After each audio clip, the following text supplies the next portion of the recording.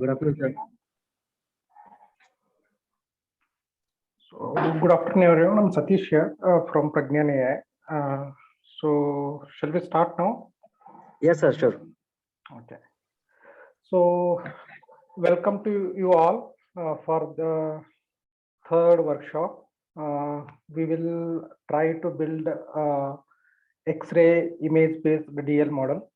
But before going to building a DL model, so I will try to explain a little bit about what we do. So what is about the Pragyan AI? So Pragyan AI is a startup which has uh, which is working in data science and AI, and not only developing a product in data science and AI. We are also training the students in data science and AI.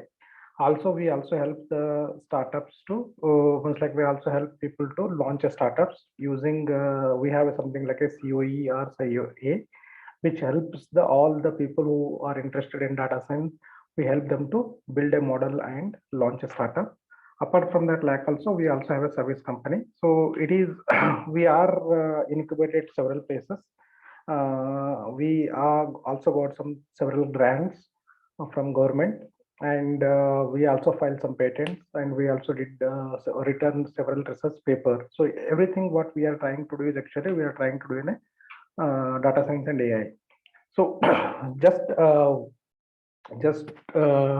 to emphasize like why we are entered into education space, mainly because thing is actually like so far what we have observed, the academia is focusing mainly on the theoretical kind of a concepts, but not in the practical kind of concepts. Like, so why I'm trying to show this picture is actually like from day one people are just focusing on the academia, the scores and all those things.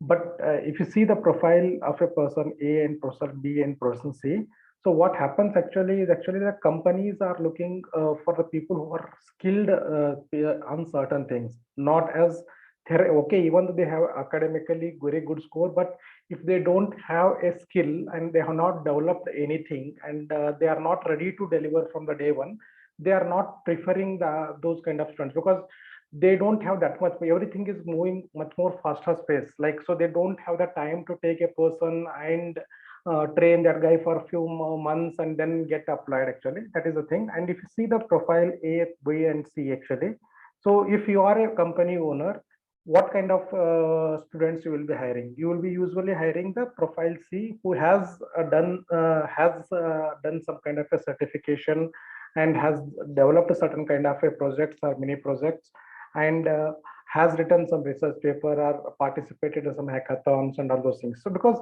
this person has apart from the academics, he also started learning and building and something from the day one actually. So companies, like, even though he is not from the top tier kind of institute, but like still the lot of startups founders like me prefer the profile of a student C actually, because he will be useful from the day one actually. That is the thing. And if you still got confused actually, like, so think about like how company hires. Company never hires actually I need 4 CS engineer or 4 IS engineer or 4 EC engineer. Company always think actually they will hire based on the skill set. I need 2 testing engineer, 2 mobile stack engineer, I need 2 cloud engineer, 2 data science engineer, 2 big data engineer. Like that, the companies hire actually. Like, so what happens actually, if I just focus on the academics things, you may get call every places actually. You may get call for company hiring for a testing engineer. Also, you will get call company hiring for mobile development or like full stack thing. Also, you will get a call. But think what happens actually, like if they got 10 calls, 10 CVs, and everybody is focusing on academics, and few people who they are less in academia, but like they have done certain kind of a development, they have demonstrated that skill set by deploying some solutions actually, they will be preferring. It's like what happens actually, like the person who scored very well will be getting interview call from almost all kind of skill sets actually, like companies hiring all skill set. But what happens actually is somebody who has that skill set, specific skill set, will be having always the edge. Means like for somebody who has something experience in the testing, some manual testing or automated testing actually, like he will be get absorbed in the interview compared to the other guy. So it's like that guy will be disadvantaged in every places. So that is what I wanted to emphasize, because whenever, see, you when you are in the engineering college or like BCA or college, like you should start focusing, like start giving importance for the skilling also. That is also very important. You should start building it actually. That is the thing. And so what company looks for actually, like they look for, see, somebody who has a skill set. And when somebody has skill set, but also they look for about like some, whether they have developed some kind of solution or not. So if they are to develop a solution in a team, then they should demonstrate how to work in a team player, better communication, and all these things they look into. Like it is not that like only academic records will play an important role. They look about like how your leadership skills, how your communication skills, do you have any build any solutions or something like that. Like, so company hiring things will be different. And if it's still not understood actually, like how company thinks, so this is another chart. What I'm trying to show here is actually, like, for example, if the person, if I hire without having any skill set, but usually I will be hiring at a lower salary. Assume that like if I hire the person with a lower salary, 3.6 actually, and since he doesn't have skill set, like I have to train that guy for 4 to 5 or 6 months actually. Then I have to pay him salary, and I have to pay the salary for the trainers and those things. Since the cost to the company will be in terms of around 4.5 kind of lakhs, even though that person is paid 3.6, but 6 months salary plus the trainer cost and all these costs actually, like it comes to. But during that 6 months, that person won't able to deliver anything, correct? So then what happens actually, like company has invested 4.5 or 4.8 actually, but that person company has not got any useful contribution from that person. Instead of that, if the company has hired some other person with 8 lakhs actually, so he would have in the 6 months he would have delivered or developed something like AI model he has developed and deployed over the cloud actually within the 6 months. Then the cost to the company is 4 lakhs, because since he is self-sufficient, he has already developed during in engineering trade, he has developed a lot of models. So he doesn't need much guidance or something, like he can self-sufficient, he can deliver. So the cost to the company is only 4 lakhs actually. If you see that actually, and the company also got the product delivered. And if you say both company and company were competitor company, so company A, even though they hired the low cost employee, losing same amount but not got the product on the market, but the company B hiring the high paid person with a skilled person, but he got the product in the market actually. And other thing is actually, like, since after that person got trained, what he thinks actually, like, okay, I am also data scientist and AI engineer actually, but my friend who is getting 8 lakhs, I am getting 3.6 lakhs, so he will quit actually. Then the chances of that person leaving that company is more in the first case. In the second case is very rare, because 8 lakhs is competitive salary. So even if you jump to another company also, like, you will be getting very less hike actually, correct? So the chances of the person leaving the company B will be very less. So what is the advantage for hiring high skilled high skilled resource with high pay? Because he will be delivering my product even though cost is same, and he will be staying with the company. So many advantages are. This is how the company thinks. So that is the reason I was trying to say that actually, like, since you are in the second year or third year in engineering, you start thinking about focusing on the building the skill sets, not think of like such a, because what is the use and all those things. Because company always thinks like this is what company trying to know. And this is about little bit about the how company hires. And about us actually, what we say now, we train the students from second year onwards, maybe in the even first year also. We have a 36-month kind of course. So we will not, we just doesn't give only this in like just data science or just machine learning. What we do is actually, like, we will train the resources in comprehensive way. So we will train the resources in comprehensive way, like data science, analytics, in analytics, Tableau and Power BI, in data science, statistics, mathematics, and those things, and machine learning, advanced machine learning. Like, there is multi, like, basic, intermediate, and advanced machine learning. So, and then cloud computing, like AWS and GCP cloud computing. Then advanced deep learning and NLP and chatbot development and DevOps actually, Docker Flow and Kubernetes and all those things. So we train comprehensive, means like semester wise we'll train. And apart from that, actually, like you will be doing around 5 mini projects, one main project actually, and 4 internships. So in during the internship, we will be training some other advanced topics like blockchain, awareness about blockchain, Web3, and all those advanced like big data. So those things will be done. And same thing for the 48 months. This is for the BCA and BSA computer science kind of students. So they will be getting apart, since like they don't have a much practical labs actually. So there will be like 12 months kind of internship actually. So and then we also have something like a 24 months actually. So the main importance and advantage of our curriculum is actually like if you think about three vertical about the thing, anything is one is the curriculum. So curriculum is like in line with the standard any college. If you look at actually like NIT or IIT or like any other top institutes, the curriculum is more comprehensive and state of art actually. And the people who will be teaching is like people like me. Like I have around 18 years of industry experience like after my NIT K thing. And I worked in companies like Intel, Samsung, SanDisk, Philips. I worked in USA, South Korea, Japan, and I was a core R&D person from day in those companies. Like build so many innovative projects there. So all these people like, and we also filed so many patent. I said now in this. So the people, faculties who will be teaching you is also like not only the theoretical knowledge, but they also use those knowledge and build some solutions. Like all everything is a practically they have experienced building the things actually. So those people will be teaching you. The another value addition is actually if you see the curriculum, our curriculum, and if you take the similar kind of curriculum individually also, if you take and add together, it looks like around 4 lakhs will be the cost actually, as per if you look in the search and working. But what we are trying to do is actually to make it affordable to the people. What we are saying is actually you'll be paying 15,000 per year for 3 years, and that is only 45,000, and remaining 80% will be paying only when if you got a job. What we promised is high salary job actually, like 5 lakhs and above kind of a job.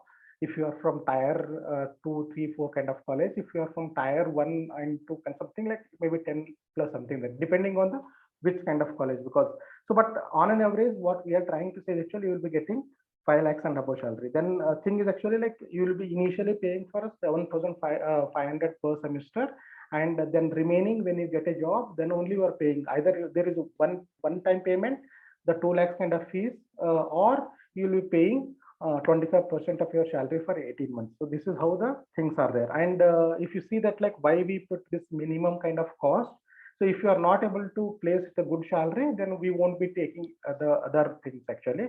And if you think about like how much we are trying to give during these 3 years, so number of internship, number of mini projects and the projects and all these certificates, even if you take all these individual components like outside everything, so how much you are trying to pay, it is something similar to what you are trying to pay actually. Means like with or without, you supposed to like if you are trying to take an internship, a paid internship actually like somebody like 3,000 per internship, like 2 months.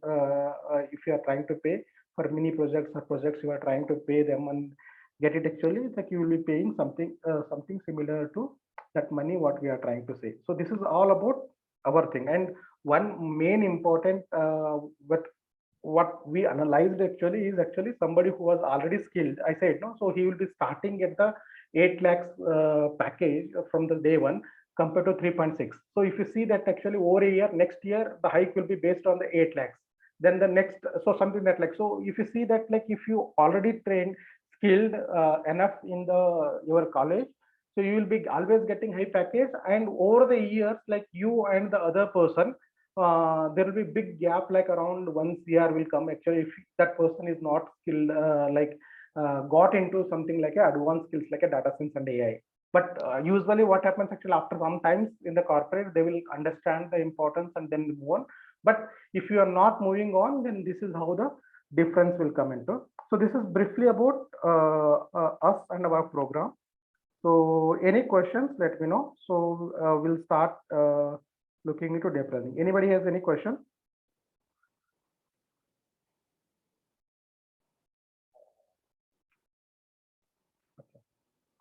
So now we'll start what is the deep learning. So I think you people know some extent, if you attended last class workshop, actually, I have explained what is the deep learning. Since maybe some people are new to it, actually, again, I'm trying to explain that.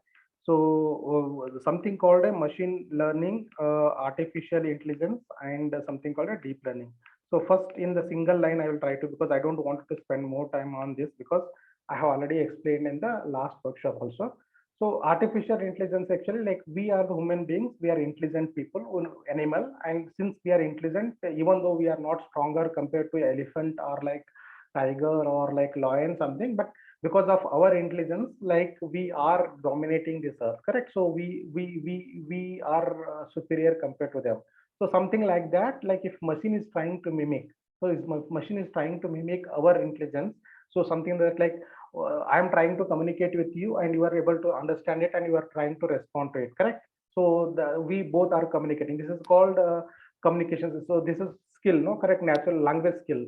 So something like that, if you see that like machine is trying to mimic that actually, then we call it as artificial intelligence. Ours is natural intelligence and machines is artificial intelligence. So you may have heard about Alexa, you may have heard about Google OK or like something, because whatever you can communicate with the Alexa, correct? Alexa is a AI, NLP based model actually. That is the thing. And so AI is a superset. If you see that like AI is a superset, in the AI, there is called a machine learning. So what is the machine learning? Machine is learning the way we are learning actually. Like so machine also learning. I will just let me like explain that actually. Machine learning is a subset of the artificial intelligence. This is also mimics actually. Like so, for example, what we do actually, like for example, if you are a real estate agent, so you know that like so depending by seeing the house, so this house is a flat or a villa or something kind of a thing, and how when is it constructed, and what is the interior of that and everything, then you are able to guess actually, you are able to guess or predict what should be the sell price actually, sales price, correct? So something that like, so it's like based on your past experience, and you are able to find out what would be the ideal price for that house. So house with a certain kind of specification. So if machine is able to do same thing similar, like if you give the same kind of a data, so data means like what is the house constructed, when it is house is constructed, date of construction, and square feet area of the house, and type of interiors and location of the house and all those things, all information if you are giving to machine, and machine is able to predict actually what should be the ideal price for that, then machine is also like, machine also is like how we are learning from the previous experience for previous data, is machine also learning from this previous data and able to predict or guess the way we are able to do, then we are saying that like machine is learning actually. That is called machine learning. So machine learning is a subset of that. So the deep learning is also the subset of the machine learning. So the this is a little bit like extension. It will use the neural networks and all those things. So so just to briefly differentiate actually like further about the machine learning. So what we discussed actually, machine learning is the way machine is learning. So the way we learn, so machine is also learning. So that is the reason we call the machine learning. So maybe you may be getting a question actually like, okay, we also do the programming, and now you are saying another programming that is called machine learning. So what is the difference between, because from several years we are trying to do programming, correct? So we used to do program, we need to write program for finding a prime number, whatever maybe that, like we keep on writing programs. So what is the difference between this machine learning, this program, and our program actually? So if you see this diagram, so the traditionally the way we write the program is actually this is the data. So data is means like output. So what is the input actually? What I'm trying to say, this is the input, and then we write a program for that, and then we let for example, if you take the same case of housing price, so house, so what is the house input is actually date of the construction, type of house, and size of house.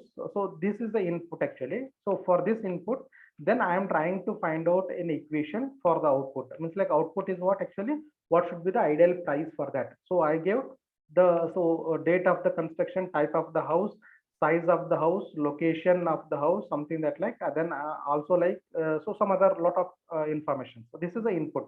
So now what I'm trying to do, output. How should I calculate output? I should be writing a rules. What kind of rules? I should be writing an algorithm for that. So means like in this, typically if I have to write a program, then I have to write a rule or logic or program or algorithm for that actually. So I'm trying to write an algorithm, and that algorithm has to take. So what it will take, maybe I will try to say y is equal to, so okay, if date is too old, for date it is inversely proportional. So correct. So date is inversely proportional. Then what is that equation? So how much is inversely proportional? I should be calculating some parameter. Correct. So plus for type of house, there is some different type of house has different kind of. If villa has more premium compared to flat and individual or something like that, so I should be calculating type with some kind of other parameter, multiplication parameter. So size is also like per square feet rate, size and the rate. It's like I should be writing this algorithm or equation myself actually. So this is how we used to do the traditional programming. What is the used to do?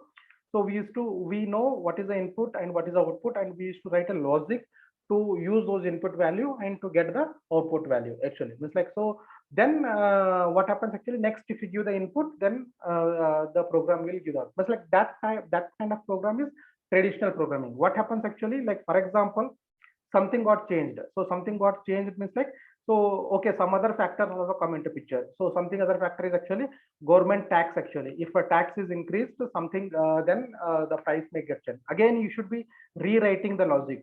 So you should be rewriting, because then if you are completely again rewriting the logic, then it is machine is not learning, correct? So how it happens actually? So in the machine learning thing, so what is the machine learning? So you are not writing the logic there. So what you are trying to say, this is the input and this is the output, and I'm asking the machine to find out the equations. Like what I'm trying to give you actually, so I'm trying to say that like, okay, a type of house, date of house, size of house, and what is other one actually, like location and maybe the tax. So and then this is the price. So this is the input. This is the input what I'm trying to give to the system, and I am trying to say that like for this input, this is output. Like means like maybe one of one house details, and this is the price, and another house details, and this is the price. So I'm saying that like this is the input, this is the input, and this is the output. So you take this input and you figure out the what kind of equation has to be there to get this output. So what happens actually, like the way we do, how we do, so how we will calculate actually what is the price based on like, so maybe I am a person, so I saw one house, certain kind of house getting sold at this price. So then second house getting sold at another price, so another house getting sold at another price.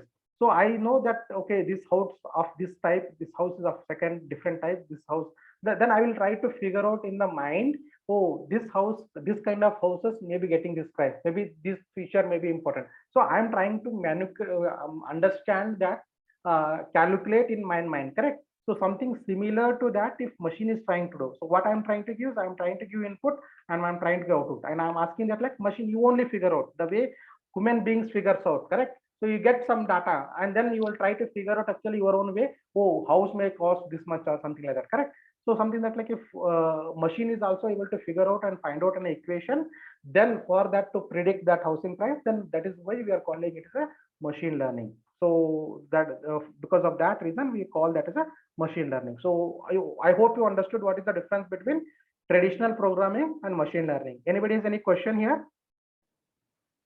Anybody has not understood the difference between the machine learning and the traditional programming?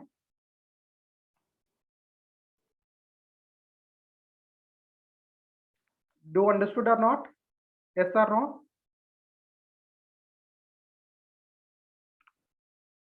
So please type yes or Y in the chat box if you understood.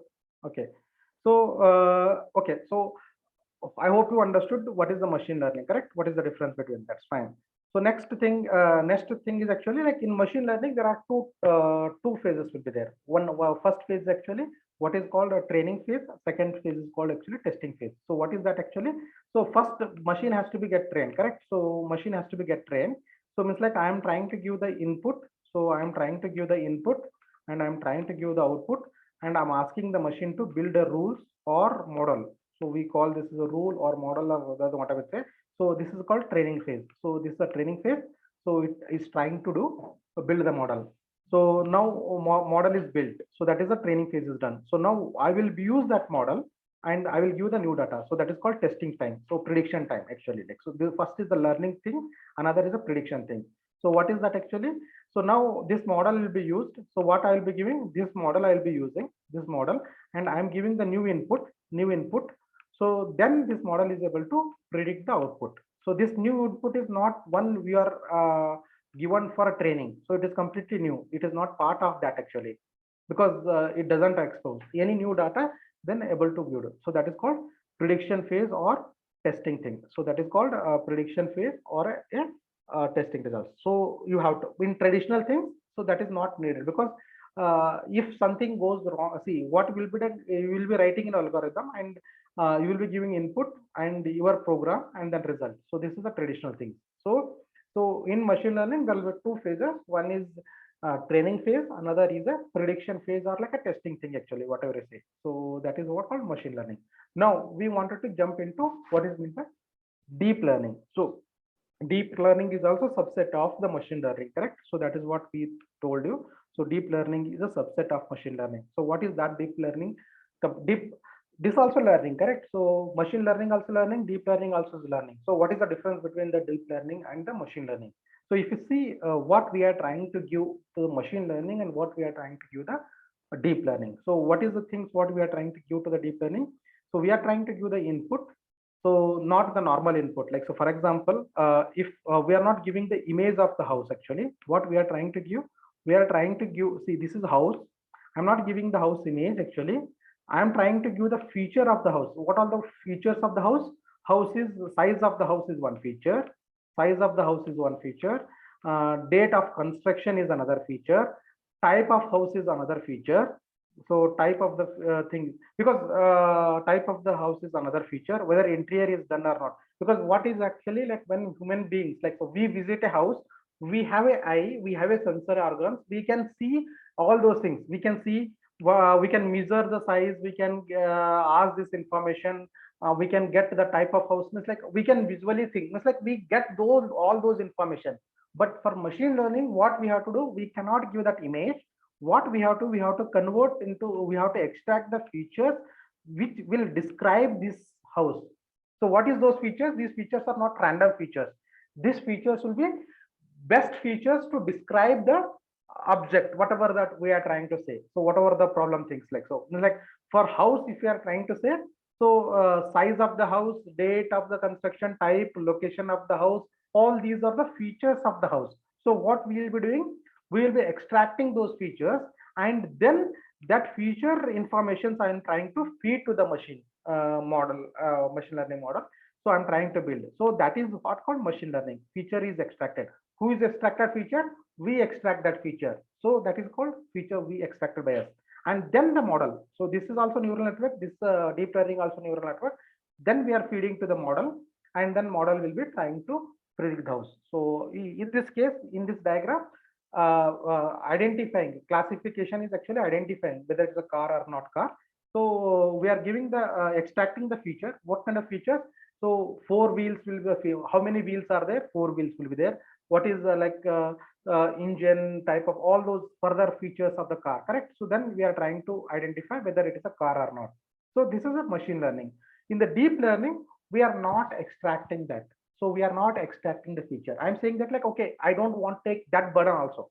So first of all, actually, what burden we lost actually in first case, we are not saying that like we don't write a algorithm rules. Actually, you figure out rule is, that burden is with the machine to figure out the and write algorithm.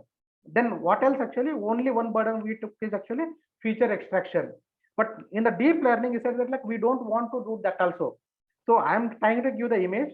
So one image, and you only figure out the another image. Like, so you only extract the feature which is important to predict or whatever it may be. So the deep learning is actually that responsibility also with the machine, extracting relevant features from the things is also responsibility of the machine actually. So I'm not even doing that work also. It's like more and more automated. It's like less or less work for the human being, more and more work for the machine.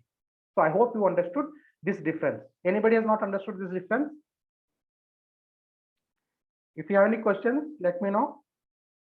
This is very one thing. So what is the difference between the machine learning and deep learning? So fine. So that is a further thing. So there are different kind of applications are there: classification, regression, something. This is a classification means like identifying, means like classifying actually. Like so, classifying whether it is a cat or dog. So what is that actually? Like it will say it is a cat or it is a dog. It's a discrete kind of classes, correct? So output may be of type discrete kind, discrete output. What is a discrete output? So if you give an image, so then you are trying to say whether it's a cat or it is a dog. It is a discrete. But what is meant by regression? Regression is another type of thing. So what is that regression? Regression is actually prediction kind of things. What is that means actually? If your housing price is a continuous value, housing price is a continuous value. So it is not a discrete value. So housing price may be for 55 lakhs or another house may 55 point something, that there is no difference actually. So there's a continuous value. So if you are building a model to predict value or continuous kind of values, then that is called regression kind of model. So there are multiple kind of models will be there, classification, regression. So this is actually about classification thing. So different type of outputs, no? So getting a class, predicting a value and all those things. So machine learning or deep learning can do the multiple kind of applications, multiple kind of solutions actually. It can be called classification or regression.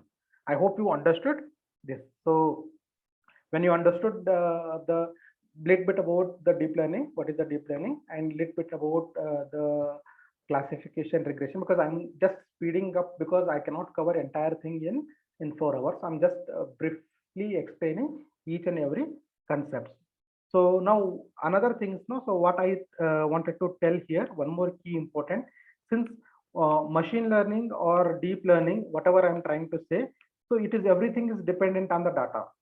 So if you are trying to give a right kind of a data, more data, then the efficiency of the model will be good.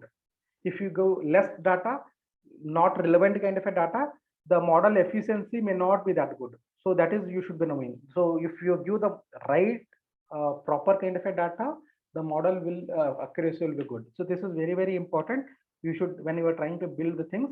So because that is what important, and that but the another difference between the human beings and the machine is actually human beings are smarter with even the less kind of a data. We can able to build a model because our brain is much more complex and all things. But machine learning or deep learning is more and more, actually more and more data, relevant kind of data to give a better prediction. But human beings can work with fewer examples. So that is one thing, but both are learning. So people also learn, machine also learns. So if you, how I learn, since only difference is actually like nobody is feeding me data, but I get the data from my sensor organ, like eyes, I can see, I can listen, I can smell and all those things, correct? So I will get this data feeded, like automatically extracted, compared to the deep learning. So where we have to feed the data to the machine actually. And if you want to do that also get automatically actually, then you can build a robot with the sensor kind of things, camera and all those things, and then you can get the data actually. But that is a little bit like a difference. So I explained this one actually. So this is a little bit like a brief overview about the deep learning. So any questions here?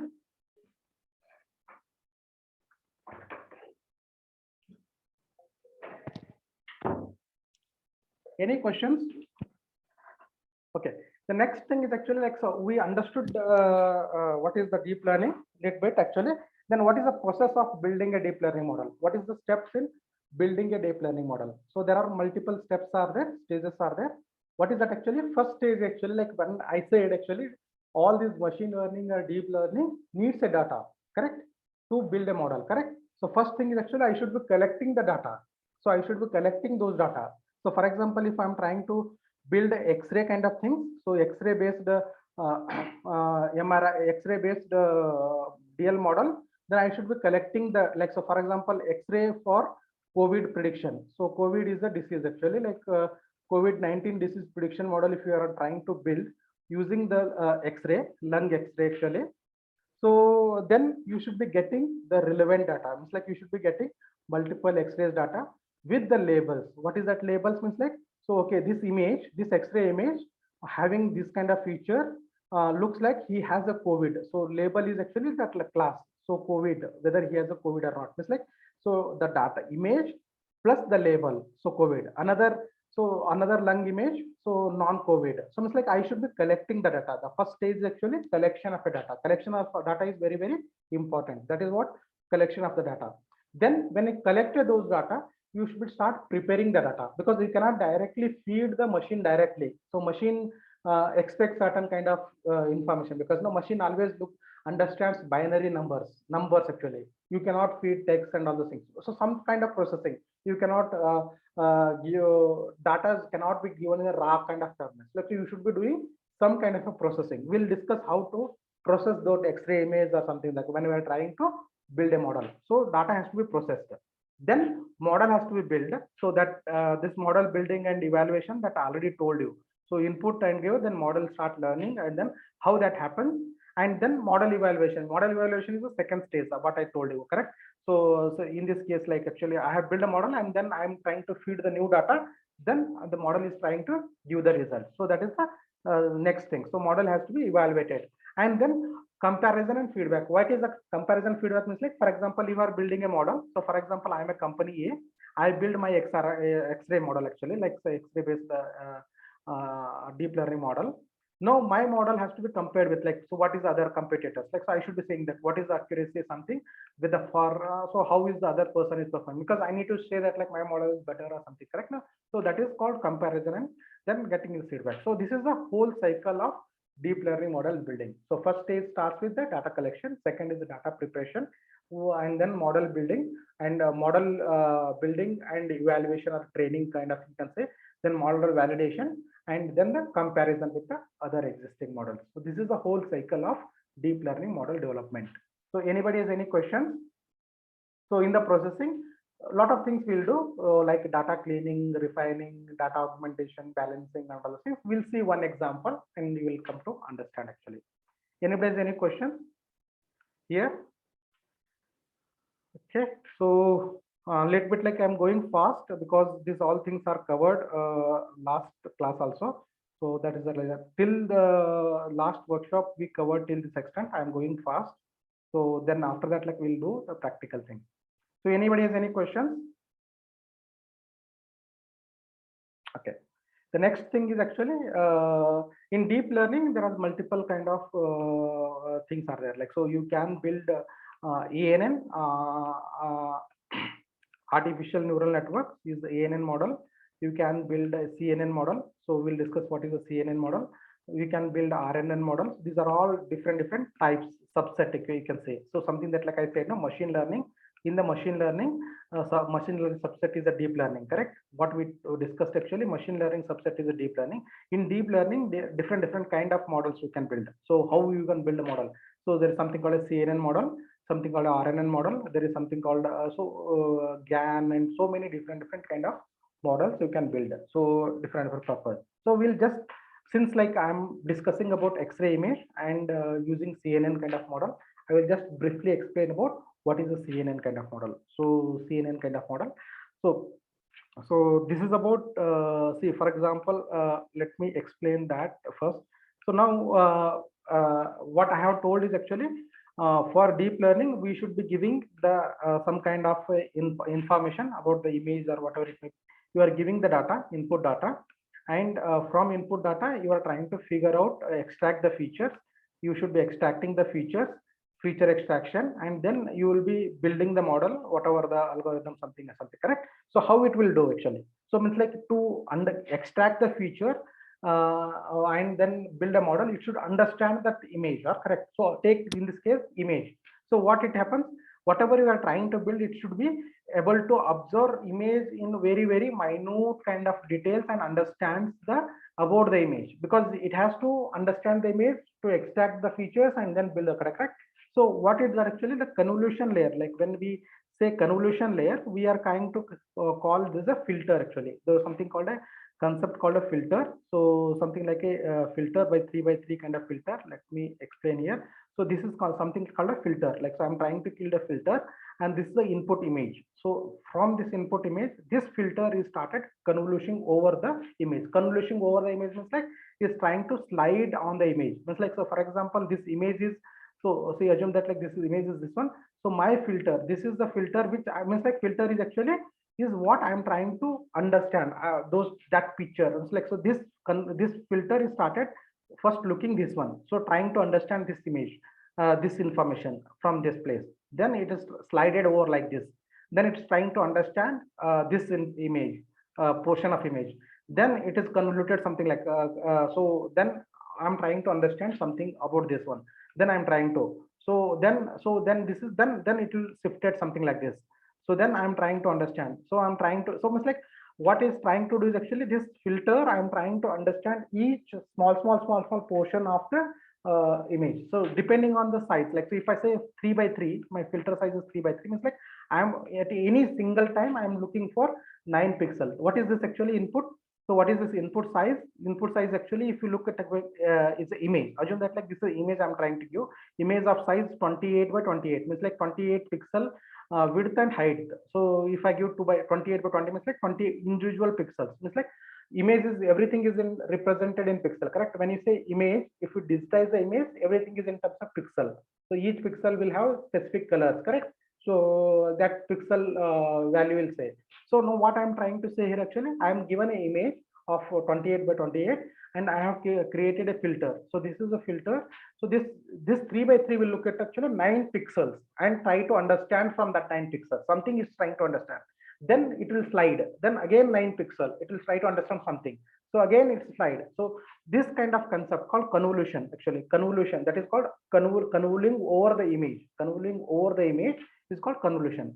So what it will do? So assume that this filter has some random values, so something, and it is trying to do. So what is this mechanism? Is actually this is like a image processing mechanism actually. So what it will calculate is actually it will try to calculate, multiply this value.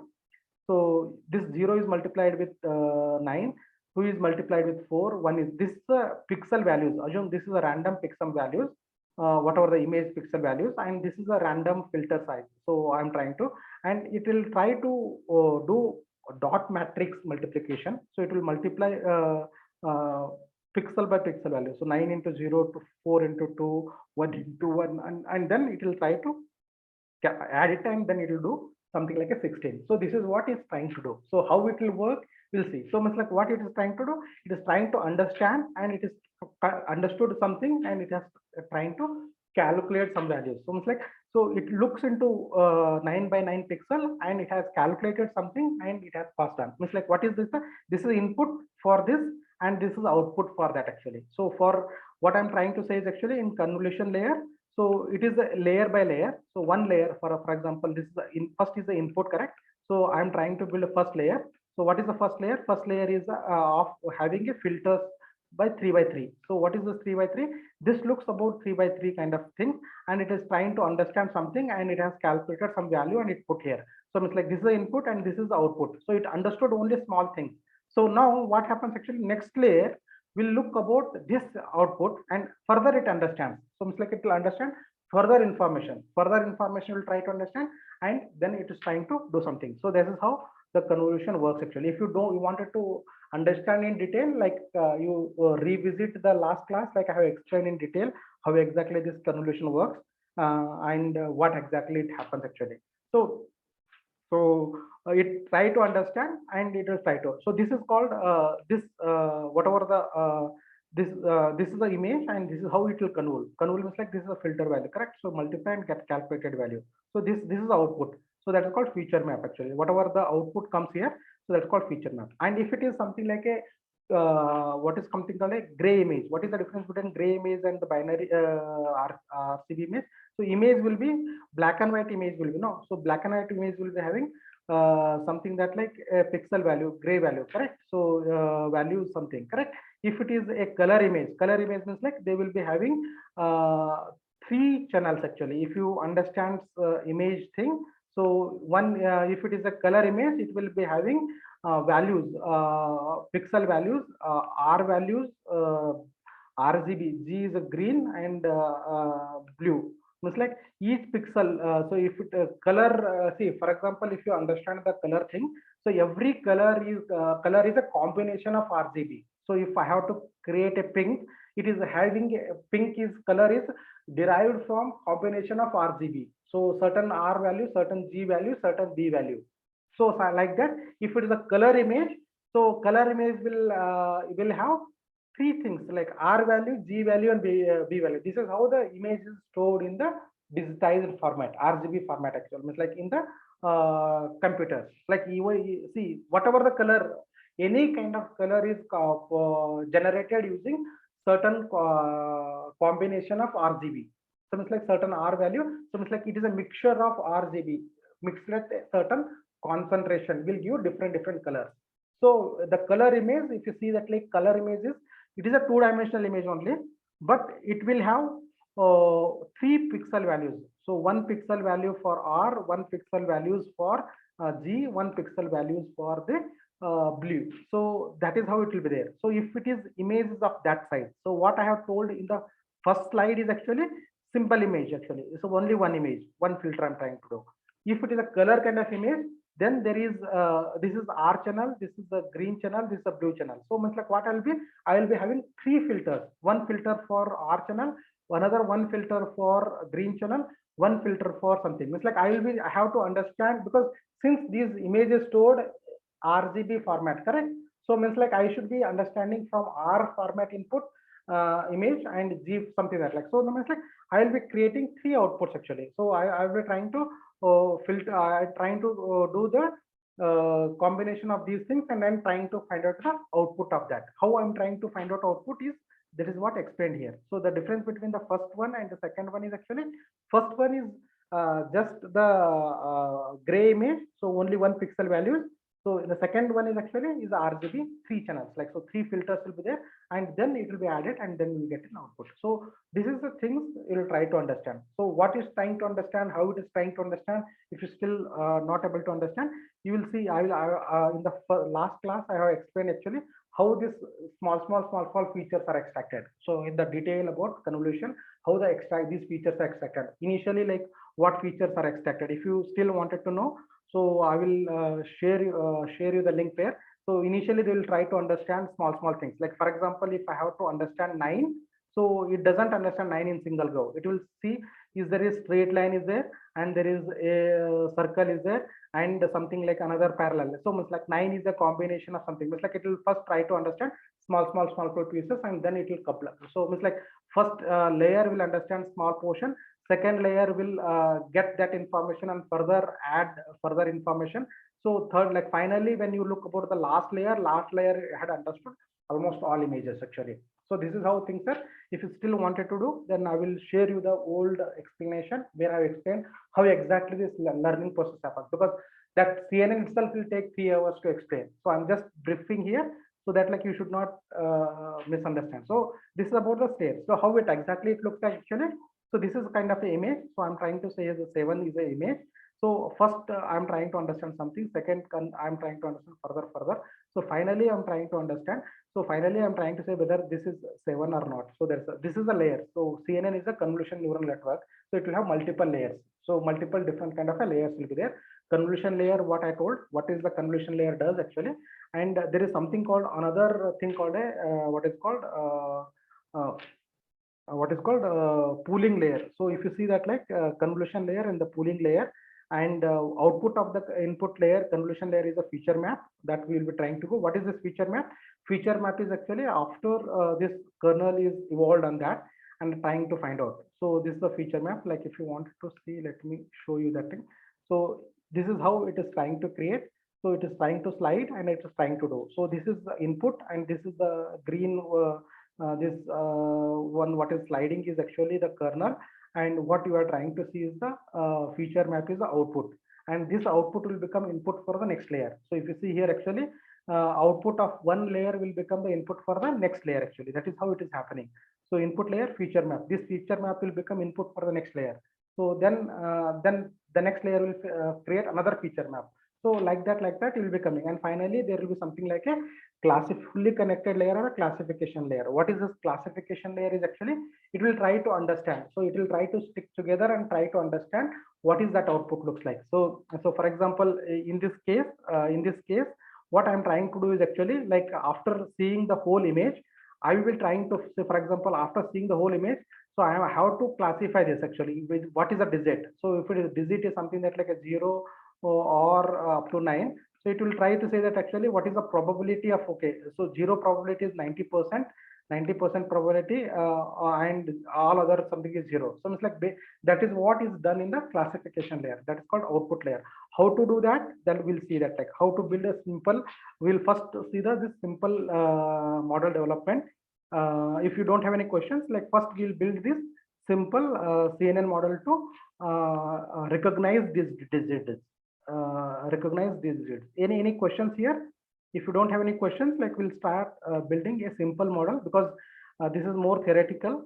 So I will try to show you how to build this simple model to recognize the digit first, and then we'll jump into the X-ray thing. So anybody has any question here? So I'm not explaining all the things because it is repetition, because last workshop who attended, you already know what is the feature map, what is the receptive field, all the pooling layer, everything you already explained. So I'm just trying to refresh so that like you should not see that like these are new terms actually. That is the reason I'm trying to explain. So any questions here? So let me explain the pooling layer also. So pooling layer is a different kind of a layer. So what it will do actually, I'm trying to see, for example, if I'm trying to see this value. So for example, I'm trying to see let me show here an example here. No. So if I'm trying to see this image, so I'm trying to see this whole image, and from this whole image, I'm trying to see, for example, this layer. I'm not calculating the way I'm calculating here. So I'm the way I'm multiplying with every digit. What I'm trying to say, if I see here actually, if it is a max pooling, I will be representing this with a one value, which is a max value. So this whole thing will be replaced by one, something like that. So if it is pooling layer is 2 by 2, it's like 4 by 4. So I'll be splitting into 4 things, correct? So whole this value will be represented by 1. So if it is a max pooling, max value among these pixels. So then something like, so what I'm trying to do is actually, so for example, if the image size is something like a 20 by 25, it's like if it is image size is something that like 10 by 10. So 10 by 10 is the image actually. So now what I'm trying to do is, if it is a 2 by 2, it's like 4 pooling layer. So what I'll be doing actually, like these 4 values, I'll be represented by one value. So not the thing. Then next 4 value will be represented by one value. So next, so something like that. Like what it will do actually, it will be half, like, so depending on like the size. So I'll be reducing. So I will be reducing the size from 10 by 10 to 5 by 5. So this is also explained in detail in the previous class. Like, so I have explained in detail how this pooling layer divides actually. So what happens and how it will be dividing that. Like, so pooling layer is actually like in this case, what, let me explain in this correct. So what I'm trying to do is actually in the convolution layer. So if a convolution layer I'm doing by 3 by 3 things. So what I'm trying to do is 3 by 3 will be replaced by one value, correct? But what happens actually, like I'm not skipping this here. So I will be doing something like this actually. Means like first I will be seeing 1, 2 and 3 pixel, second pixel. Then the third time what I will be seeing is actually 1, 2 and third pixel. Then fourth, next I will be seeing 2, 3 and 4 pixel. So means like, so what is, if you see this much size actually, 1 to 4, 1 to 4 will be replaced by 1 pixel, 2 pixel and 3 pixel. Means like 4 pixel will be replaced by 3 pixels. Because first slided this one, I have replaced with one pixel value, and then I have slided like this, then I have replaced another value, or I have put another value, then I'm like, so even though, but in the pooling layer, what I will be doing, 1 and 2, 0 and 1, I'm trying to go and replace by 1. Then then 2 and 3 I'll be looking into and then replacing by 1. It's like I'm trying to reduce. Like, so what happens actually? The 4, there is nothing else is there, so only 2. It's like 4 pixel will reduce by 2. So this is how the pooling layer will divide the feature map. So why this happens, that also I explained long back in the thing, because again I know I don't want to explain.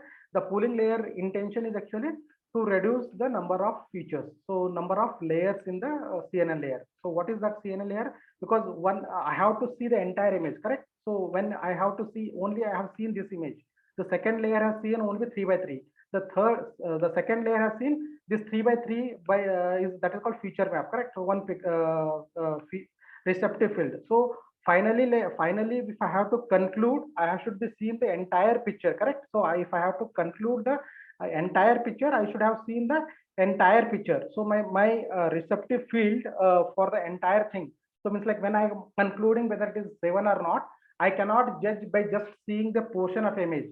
So final layer, maybe this layer or maybe beyond this layer, would have seen the entire picture. So that is called receptive field of the final layer, should be looking for the entire things. Like for example, if you look the overlapping this, so for example, if this image looked 3 by 3, the next layer within this 3 by 3 is no, this 3 by 3, what you are looking is representing of a bigger thing in this one. Then the next 3 by 3, what you are looking is actually is further bigger in this original image. If you see that one, actually that is derived from the, so some, this is called receptive field. So receptive field for in this this receptive field is 3 by 3 is the receptive field. The receptive field here is 5 by 5, so it has seen the 5 by 5 pixels. The receptive field here is actually 7 by 7. So it's like every next layer is would have been seen the entire picture, because this has seen the small picture and I am trying to see further from that, correct? So whatever this is there, this is representation of this. So I am seeing such multiple things, means like that is the representation of this size. So I am seeing such multiple things, means like that's the representation of this. So final layer will be seeing the entire thing, because you cannot see the entire thing. Without seeing entire thing, you cannot judge. So if you are trying to judge by seeing entire, without seeing the entire picture, is something like a one person with the elephant. So for example, if you are looking for an elephant, somebody is blind, people are identifying elephant. So if they does just touch the leg, then they see that like elephant is just like a pillar. So if they have just touched the trunk, and they say that like it is actually something like a barrel. If they have checked the trunk of it's like, so or like a teeth of that, like if you see only small portion, based on that you cannot judge. You have to see the holistic complete picture. So then only you say, okay, the elephant has something like a pillar, something like a barrel, something like a trunk, some teeth.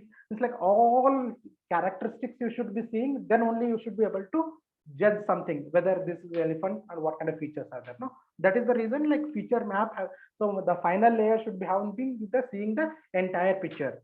So what happens actually if you are trying to build that kind of model? So one, if you're trying to build with the filter one layer with 3 by 3, so I'm trying to reduce, like, so for example, if 100 by 100 picture is there, so I'm using the 3 by 3 kernel, then the output will be here, will be something size of 98 by 98.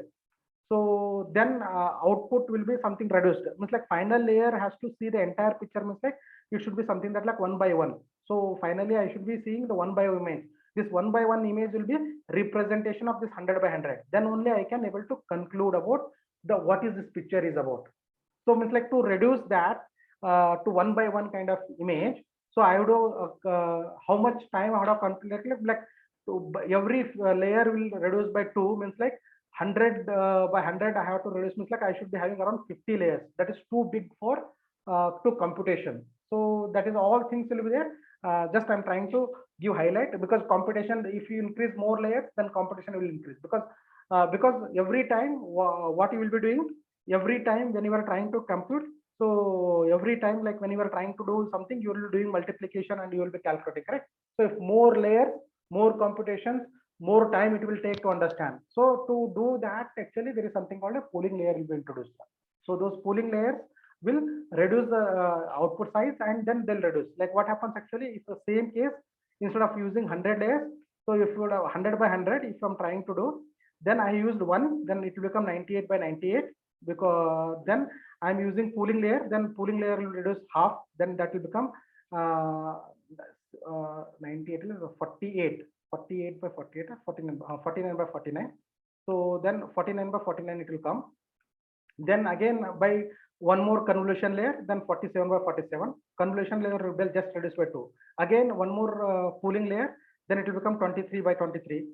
So then again convolution layer 22 by 2. Like, so you can with 6 or 7 kind of layers you can able to see the entire picture. So that is the reason the pooling layer is introduced. So there is something like a convolution layer, there is something like a pooling layer. So you should be knowing. So when we are trying to build, actually you should be trying to find out what is the convolution layer and what is the pooling layer. So then because you have to build that to understand the whole image and with a lesser kind of layers and get a better kind of accuracy. So this is the some of the key concepts of the CNN. So I'm trying to stop here, and if you have any questions, let me know.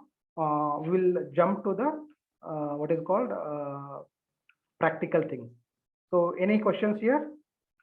Because this is, I think it is a completely repetition of the class what we had did in the last session, but still since some people are very new to it, so I'm trying to explain again. So if you want 5 minutes break, we can take break.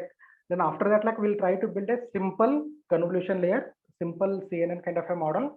And I hope you understood those layers actually. And if you are not understood, like again, I will repeat actually. So we'll try to build a model. First is actually, we'll try to build a model to understand the digit, recognize the digit. So recognize the digit, whether it is 0 or 1 or something, we'll try to build it. We'll take 5 minutes break. Then after the breaks, we'll try to build a model to recognize the digit. So if you still have a questions about the convolution and all those things, so maybe I have to take another one session with a deep CNN, but that may not be possible right now.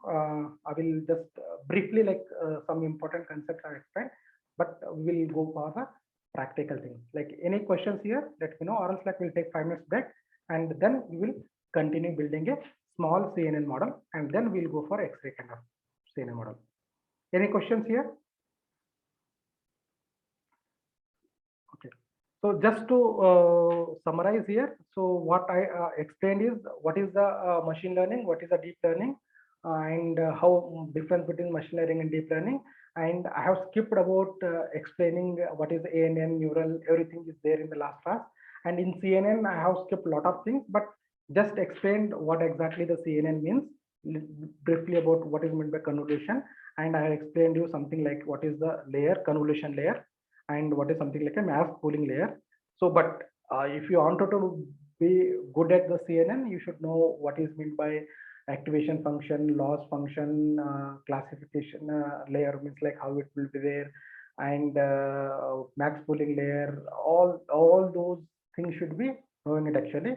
And if you still have doubts, like you can look into the previous workshop video which is already uploaded, and if you want you can try, but those information is essential to build any model. So I hope you understood that. So we'll take 5 minutes break and then we'll straight away jump into the building the CNN model.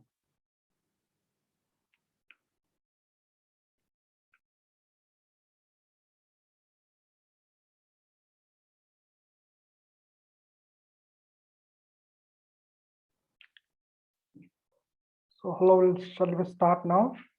Okay. So what I will be doing now. So first, since a lot of concepts, no. So first we'll build a simple CNN model. CNN model for detecting, recognizing the digits actually. So we'll start with the simple model. So what I will be doing actually, like if you people doesn't know what is the Google Colab. So Google Colab is a tool which is used to build DL, AI or machine learning data science kind of models. Actually, it is a Jupyter notebook based kind of thing, and it is we are working on the cloud. So this is the tool. So this is how it looks like. So for example, everyone should start opening a Google Colab. So you should, how should you start opening Google Colab? You already know it actually. So you will be opening the Google Colab. So you should open a Google Colab in the laptop and start working in line with me. It's like how I am trying to build it. So you should open. So you should something like start a new notebook. So if you are already logged into Google account, so then if you say Google Colab, this is the screen will come, and then you should be start opening the new notebook. So you should say, if you say new notebook, so you'll open the new notebook. So this is how you should start. And so in my case, in my case, I have already opened the things. So what you will be doing, so while working with me, so what you should be doing is actually, you have to see here, there is something called a share button. You should be adding my email ID so that like I can also see. So Pragnan, yeah, so I will just type this email ID. So you can share to me so that like I can see the what things you are trying to do. So if you share to me, then you can see there's actually like what I am trying to do. It's like what you are trying to do, I will see, and if there is some issue, then I can resolve. So now this lab session, you should be trying to work. So first thing is actually you should start opening the Google Colab. So let me know that like how many people has opened the Google Colab. So how to, I hope you know about how to open Google Colab, correct? So let me know how many done the Google Colab. You open the Google Colab. First you have to log into your Gmail account, and then you open the Google Colab, that the way I have showed you, and then this screen will come. So this is the name you can give, any name you can give. So then you start adding me. So you should start adding me so that I can see the screen. This is the first step. So how many people has done this one? Because later on, I'm if you stuck something, then I should be able to help you. So you should be adding me. So if you add me, then I will get the file shared with me. So you do that first step, and then so do people done that? So fine. Shall I proceed? Okay. So if you see here, actually, my system is not connected. So now it is connected. Now it is so allocating and connecting. So my system is ready to initializing now and connected. So if you see here, actually, you will see that my system is connected, and my system, this is virtual machine actually. My system having this much RAM space, and this is the hard space. Like, so this is what it's trying to say. Now, and I have just typed the name. You can type whatever the name. So this is .ipnp is a file extension. So this is a my name. So any file name. So since it is a just a brief overview about CNN model. So I said TensorFlow Keras. What is a TensorFlow? Is a tool we use to build a deep learning models. Actually, Keras is wrapper over the TensorFlow things to simplified interface they provided. Simplified interface to build a deep learning model. So since it is all about TensorFlow and Keras, so I have written as TensorFlow Keras as a name of the file.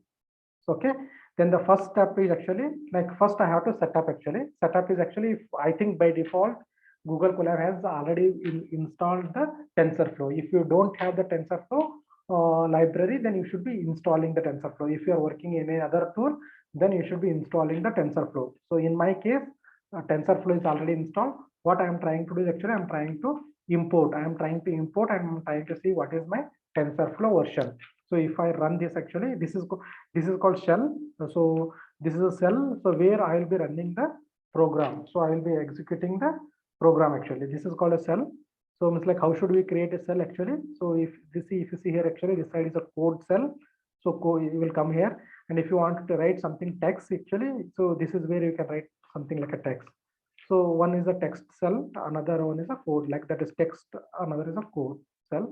So this is how. So first you should be creating a code shell, and then you should be trying to execute. So now I'm trying to execute actually. It's like what I'm trying to do actually, I'm trying to import the TensorFlow as, means like this is alias name for the TensorFlow. Means like I'm importing this library as TF, short form for that actually, and I'm trying to print the version of that. So means like whether it is there. If it is not there, it won't give the version thing. It's like it will give an error. So just I wanted to check whether my TensorFlow thing is installed or not. So you can also try executing this. I am trying to share this code actually to try to execute at your system. Let me know if it is done or not. So everybody is able to open a Google Colab and test whether the TensorFlow is there or not? How many people has done this?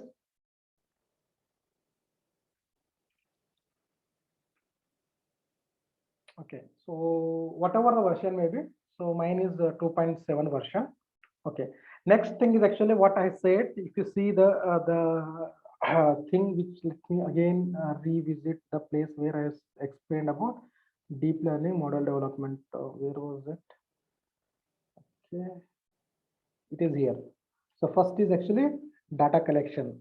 Means like I should be collecting or getting the data. So what in this case, like what I am saying, say here. So MNIST data is actually data set about the numbers. So what is that numbers? Like if you wanted to see the details about, actually this is the place you can go into, you can get into MNIST data set actually. So MNIST is a data set about the numbers. Like, so if you see here, actually, let me show the some examples here. So see, let me go back here. See, if I have image here, okay. So it is a data set about the numbers. Like, so let, okay. Let me show this actually.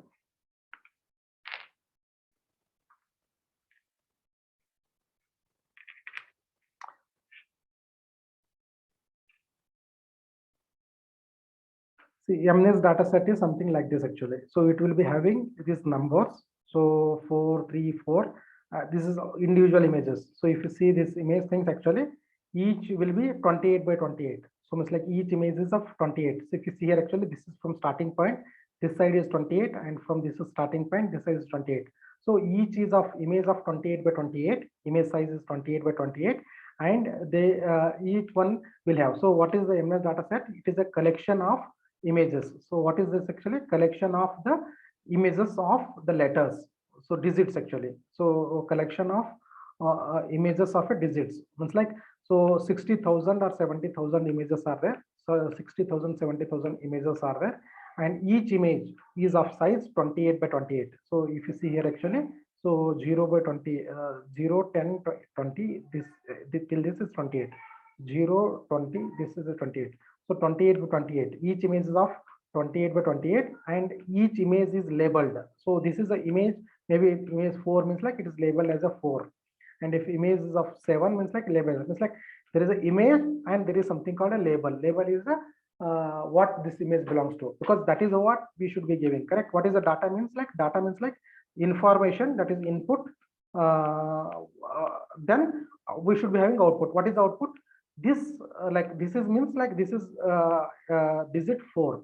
So if I have this image is of 7, then output is 7. So this is what is a label. So what is this data set consist of?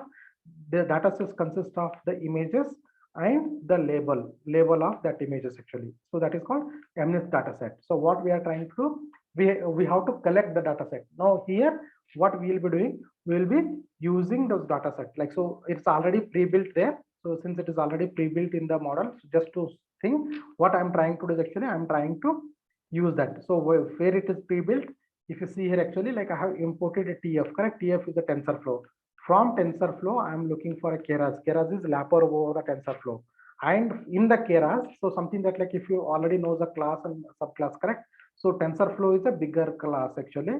So in the TensorFlow, so there is so many models are there. So Keras is one model. So in the Keras, so something again, data set is another one thing. So in the data set, the final thing is like something else actually. It's like a TensorFlow. In that, like Keras is one. In the Keras, lot of things are there, multiple. Like, so Keras, I'm looking is actually one portion. What is that actually? Data set. And then in the data set, I'm looking for MNIST. So it's like in Keras, maybe multiple things also there. You will see that like what is the multiple things also. In the data set also, multiple different data sets will be there. So in that, I'm looking for MNIST data set. What is the MNIST data set? That already you know that. So what I'm trying to do, I'm trying to get that actually. I'm trying to get that. So that is what I'm trying to do here. I'm trying to create a instance for that. I'm trying to create an instance from that. So that instant, I'm trying to say that like this data set I should be loading. Loading is like I should be reading into some memory. So like, so for example, this data set is there somewhere else in the file. So this data MNS data set is there, that I should be loading into certain kind of data structure. So if you know the data structure, because if you have to read some data from the file, so for example, I am trying to read the name of person, so that name has to be read into some structure called string. So it's like from the file I should be reading here, correct? From the file I should be reading into here. So that is what I'm trying to do. I'm trying to read from that. So dot load is actually loading the data set. So MNS, I'm trying to create an instance here. Instance means like I'm trying to create an instance for that method. Method means like if you know OOPS concept. So instance method is like I'm trying to create a object for that class actually, and then I'm trying to call the functions within that actually. So what are those functions? One function is method is load data. Load data means like loading that information into. So it's like this load function will load the data into. This is the structures. This is the type of the structures where I'm trying to do. What I'm trying to do, I'm trying to do get the X training data, Y training data, X testing data, Y testing data. What is this X training, Y training, X testing, Y testing? So if you see here, what I have told you actually, like this diagram, it is a two stages, correct? So one stage is actually training, another stage is testing. So what I should be doing actually, 70,000 or whatever the image is there, in that images actually I should be first training the model. No, I should say that like some number of data, maybe some number, like, so I should be mentioning how much. By default it is 20% will be for testing, 80% will be for training. It's like certain kind of a data will be used for training the model. So it's like in that 70 80,000 60,000 data will be used for the training. What is that actually? This is image, and also corresponding to this image, X test, X training is actually image, and Y training is actually label. Label means like each image is number 4, 7, or whatever it may be. So Y training is actually the label. One side I'm trying to get the image, another side I'm trying to get the only labels.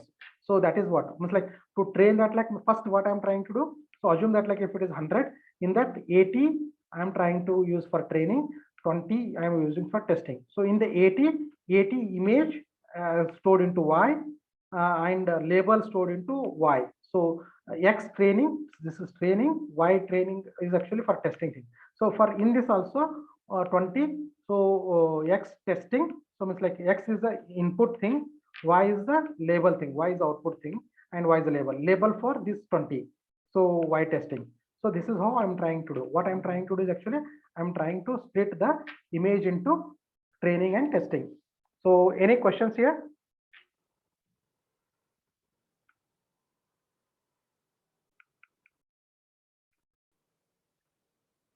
I'm trying to do training and testing. So I hope you are able to do this, correct? Can you try this? Are you able to load?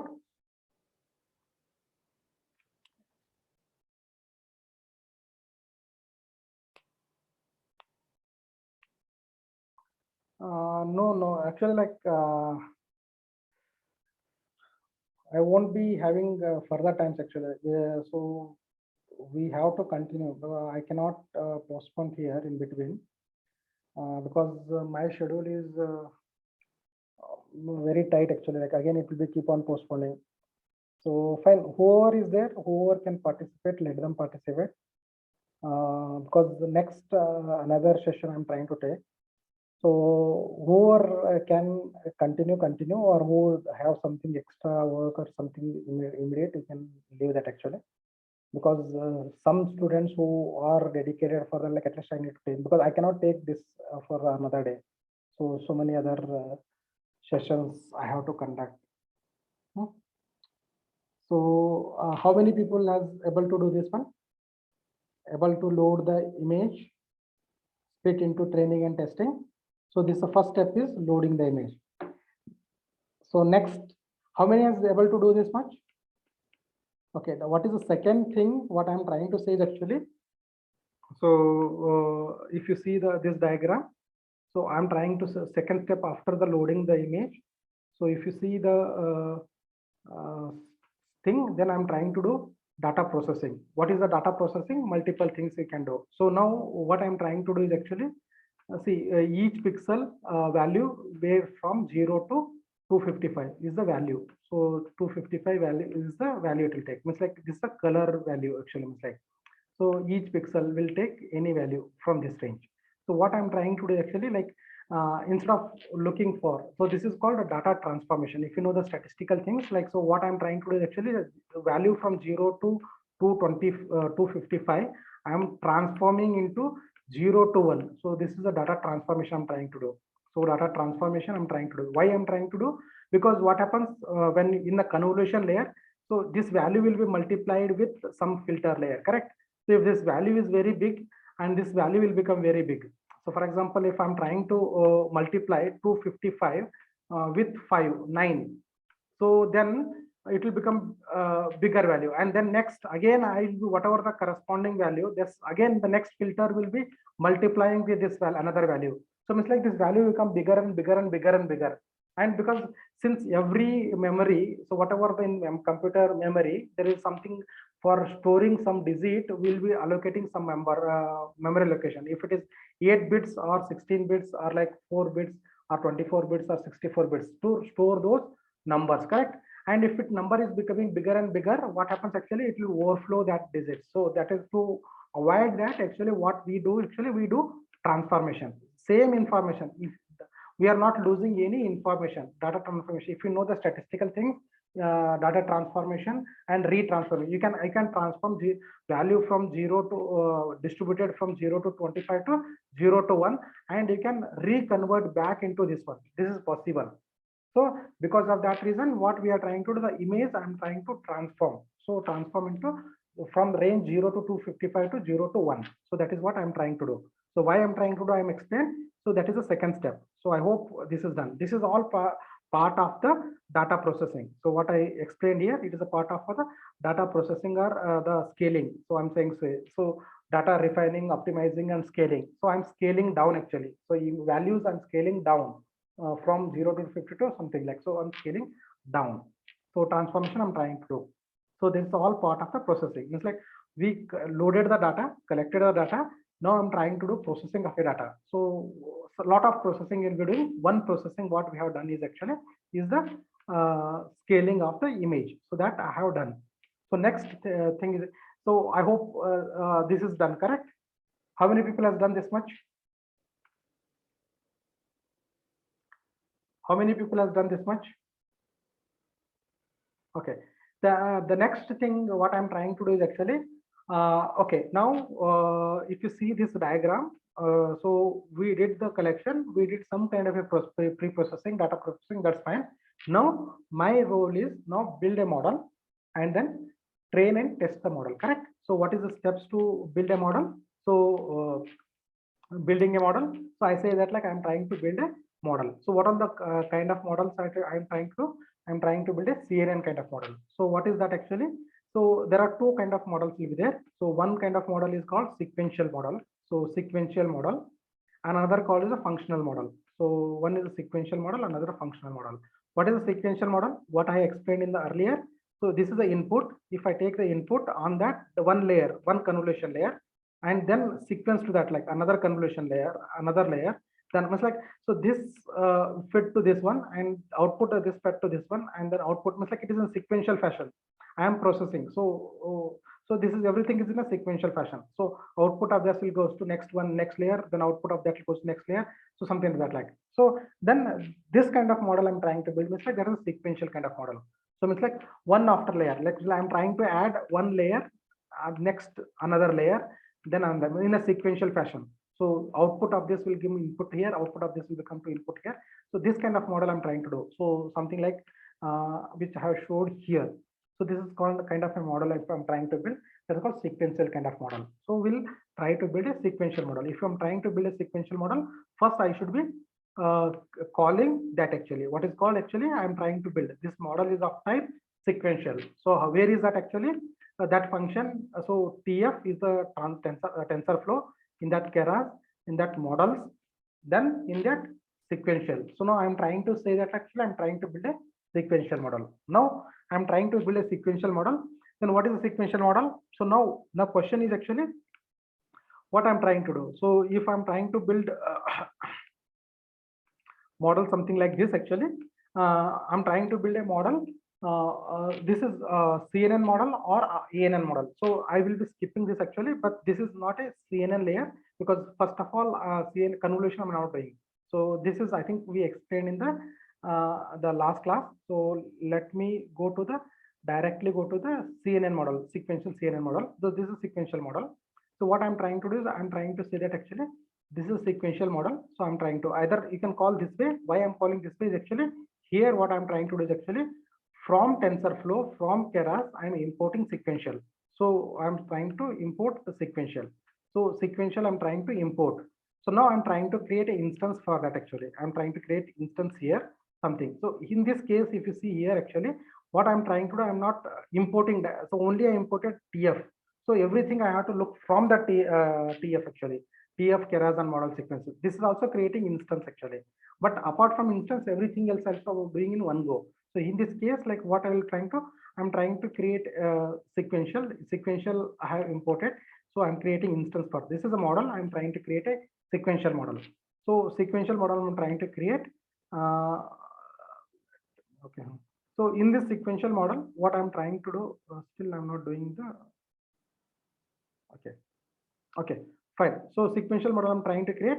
Now first layer, what I'm trying to do is actually, what I'm trying to do, I'm not even here also not, I'm not doing the convolution layer. I'm just doing the something like a flattening layer. Flattening layer is actually, what I'm trying to do is actually, this is the image. So 28 by 28 image.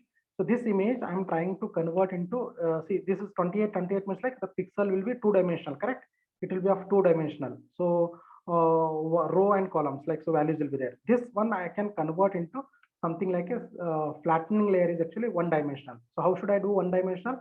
So for example, if we take two dimensional matrix actually, so something that like 1, 2, 3 and 4. So this is 2 by 2 kind of things, correct? This I can convert into something like a sequential. So one dimensional. That is how the 1, 2, 3 and 4. So this two-dimensional data I'm trying to convert it to one-dimensional data. How I'm trying to do, I'm reshaping it actually. The flattening layer is the one which is trying to do this one actually. Flattening layer is I'm trying to do something like a one-dimensional. So I'm trying to do one-dimensional. This is actually is a ANN, but I'm not building the CNN kind of model. That is the reason I'm trying to do flattening. So let me show where exactly I'm trying to build the CNN thing. For this,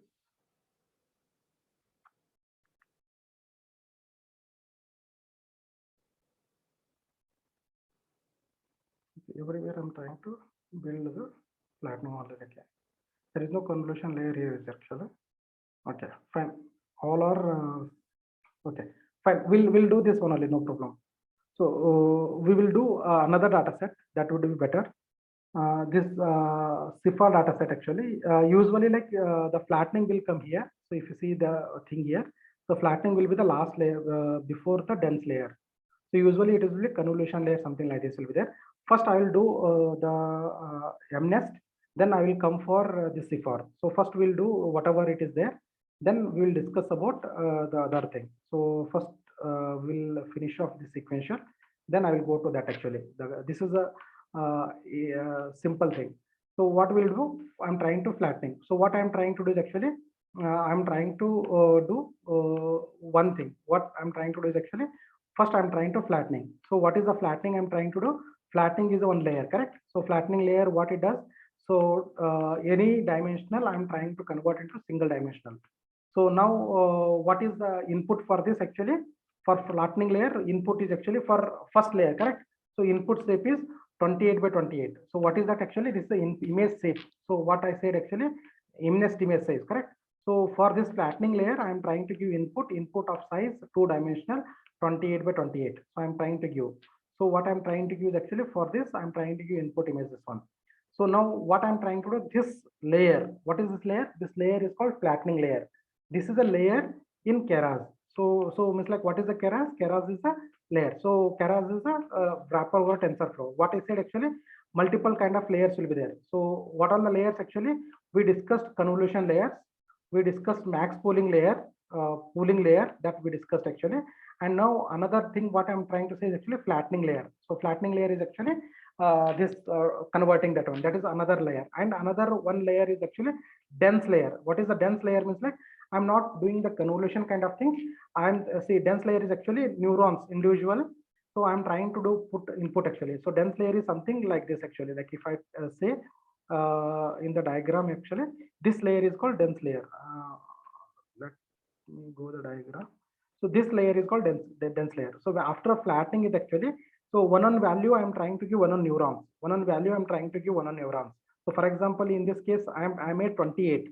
So if I made a 28, what is called flattening is like 28 by 28. So 28 by 28, because 28 by 28 is like those many things actually like become into one dimensional. So 28 by 28 is those many things, and this information I'm trying to give so many inputs neurons. So one pixel to one neuron. So many means like 28 by 28 neurons are there. So one on information I'm trying to feed to one on neuron. So like so I'm trying to feed that actually. So and the this neuron output will be, this is not in the convolution thing.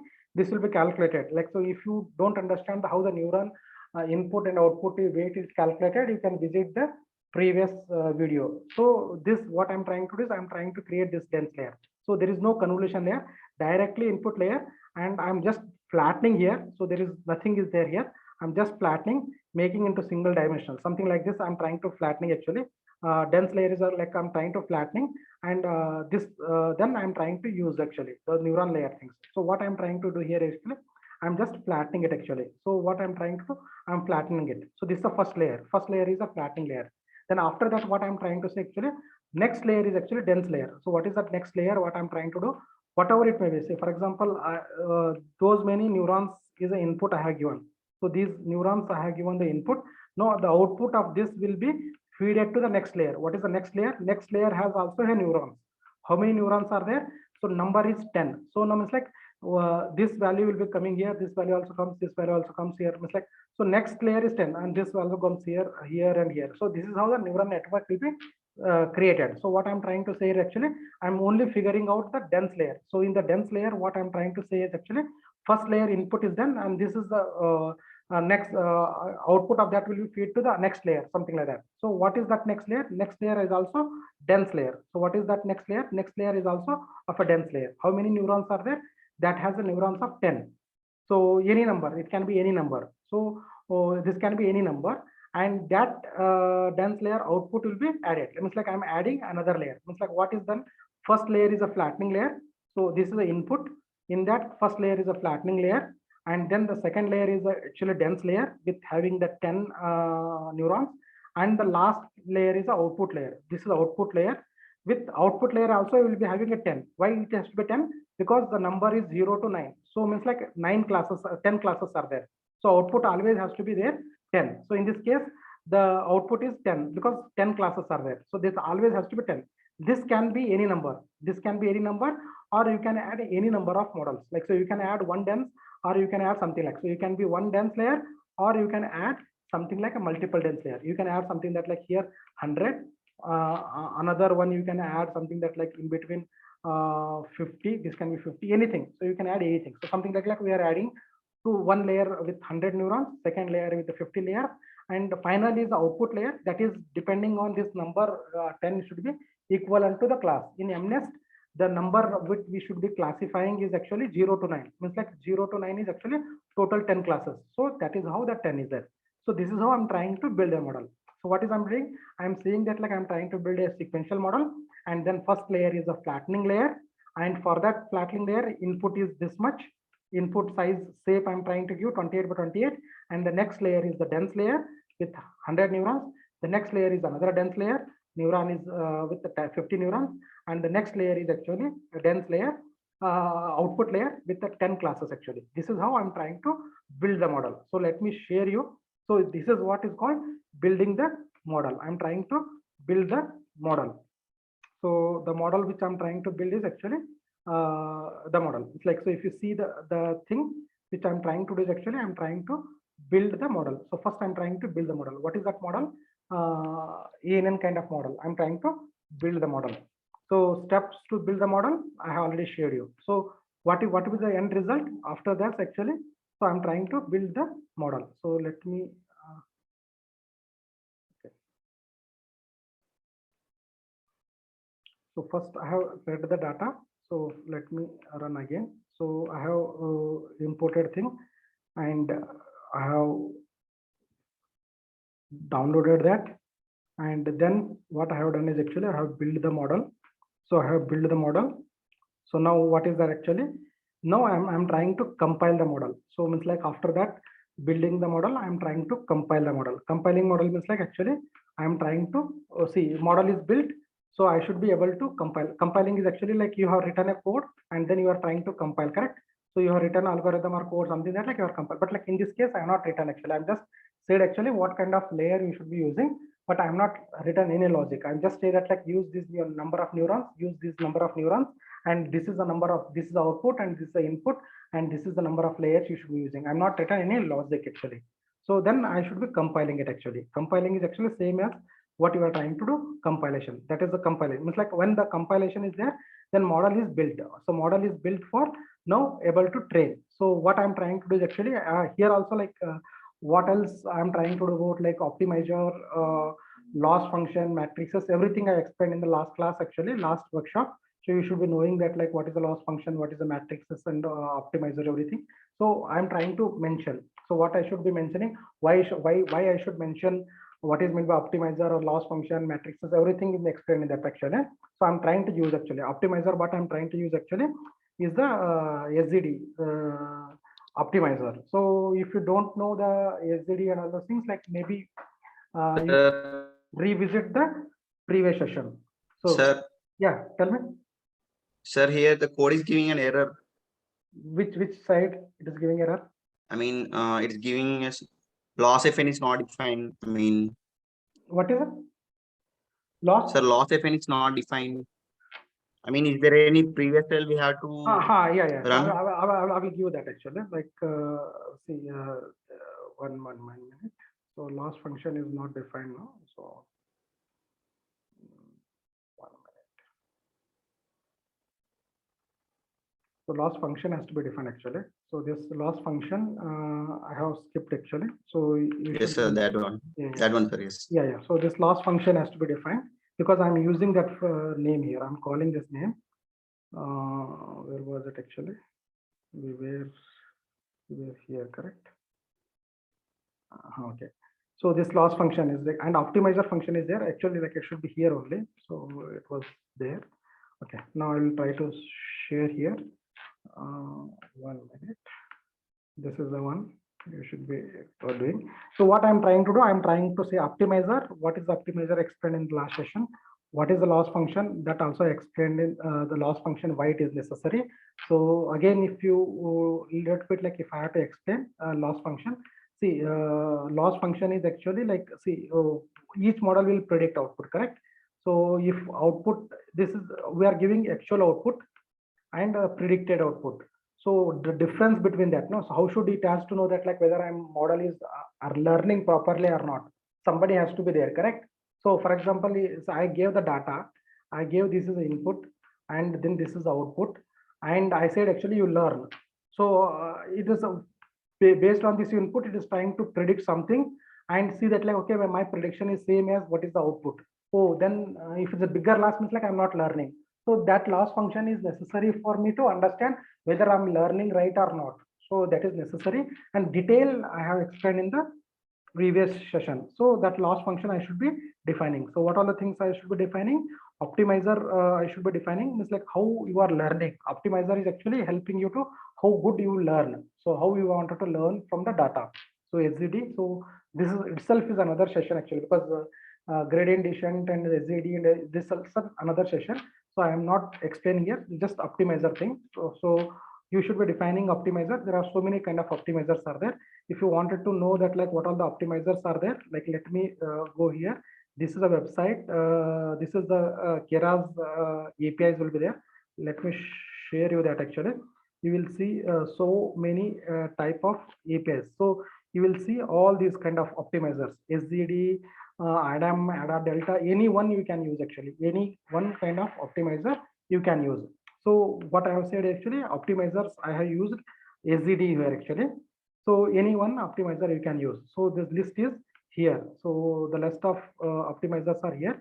So you can, and matrices actually like what kind of matrices you, I mean like accuracy, how you are wanted to measure. This also explained in the last class. I am not going to explain here. So any one kind of accuracy matrices or probability matrices, you can use it actually.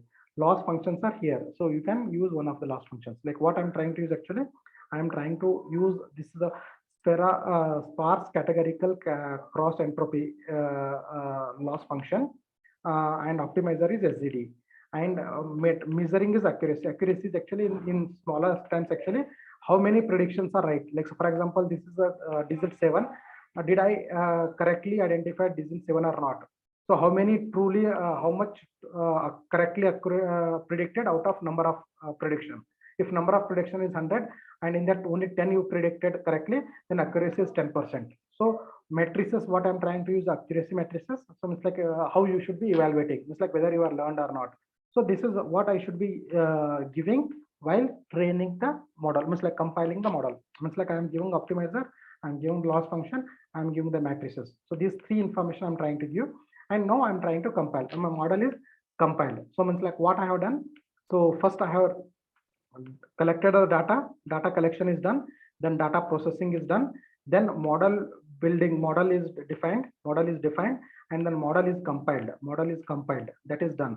Now what I should be doing, if you see the stage here, so after that like model is done. Now I'm trying to do model is built, model is compiled, and now I'm trying to build train the model. So I'm trying to train the model. How should I train the model? So training the model is actually this is the model I have built, correct? So this is the model name. So I'm trying to do something like a fit. One trying to say that like actually I'm trying to fit this data. It's like fit this fitting. Why I'm trying to call fit is actually, see, model is trained on the data, correct?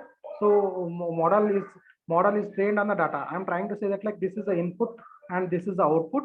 And now I have given this data. I'm giving this data. You fit for this. So it's like you learn from this data what is best way to understand this and figure out and build your own model actually. So it's like this is that is the reason, fit this data into your model and build a model actually. So that is the reason they call it as a fit. I'm trying to, what I'm trying to give, I'm trying to give train. So training data. So X train is where I'm having the training data images, and Y train is where I'm having the label. It's like I should be giving input and output, correct? So X is the image and Y is the output. So I'm trying to give. And another parameter, what is that another parameter I'm trying to give? How many times you should be running it actually. EPOPs, I'm not be going because that also explained last time. EPOPs is actually how many times you will be iterating. So how many times you will be running that actually. So it's like this data, one times you run the second time. If you know the back propagation, front propagation, and all the things, because what happens actually, like initially all the filter or all the values, neuron values, everything will start with the random values.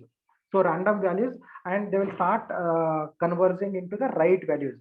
So how many times you should be keep iterating? So I'm trying to say how many times, because there are two things are there. One approach is actually you should try to run till a loss will become zero. So or else you can say that like you should run for some certain time and then you will stop actually. So you can say something like that. So if in high level I'm trying to say, EPOPs is saying that like how many times you should be iterating and then you'll be stopping it actually. If you wanted to know that actually like what is the EPOPs or something, like let me TensorFlow, I will give one link where you can play around with that actually. So I'm trying to define that EPOPs. It's like it can be any number. It can be how many times if you wanted to give more and more number, it's like it will run for more duration. So what I'm trying to do, I have prepared the data, I have built the model, I have compiled the model. Now I'm trying to train the model. So what I'm trying to, so I'm trying to train the model. Now I'm compiling that. Now I'm trying to train the model. So it's like now it is trying to. So if it is not done here, I think different names are there.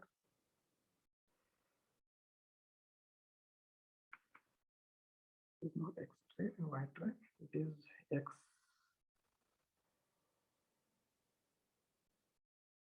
Oh, sorry.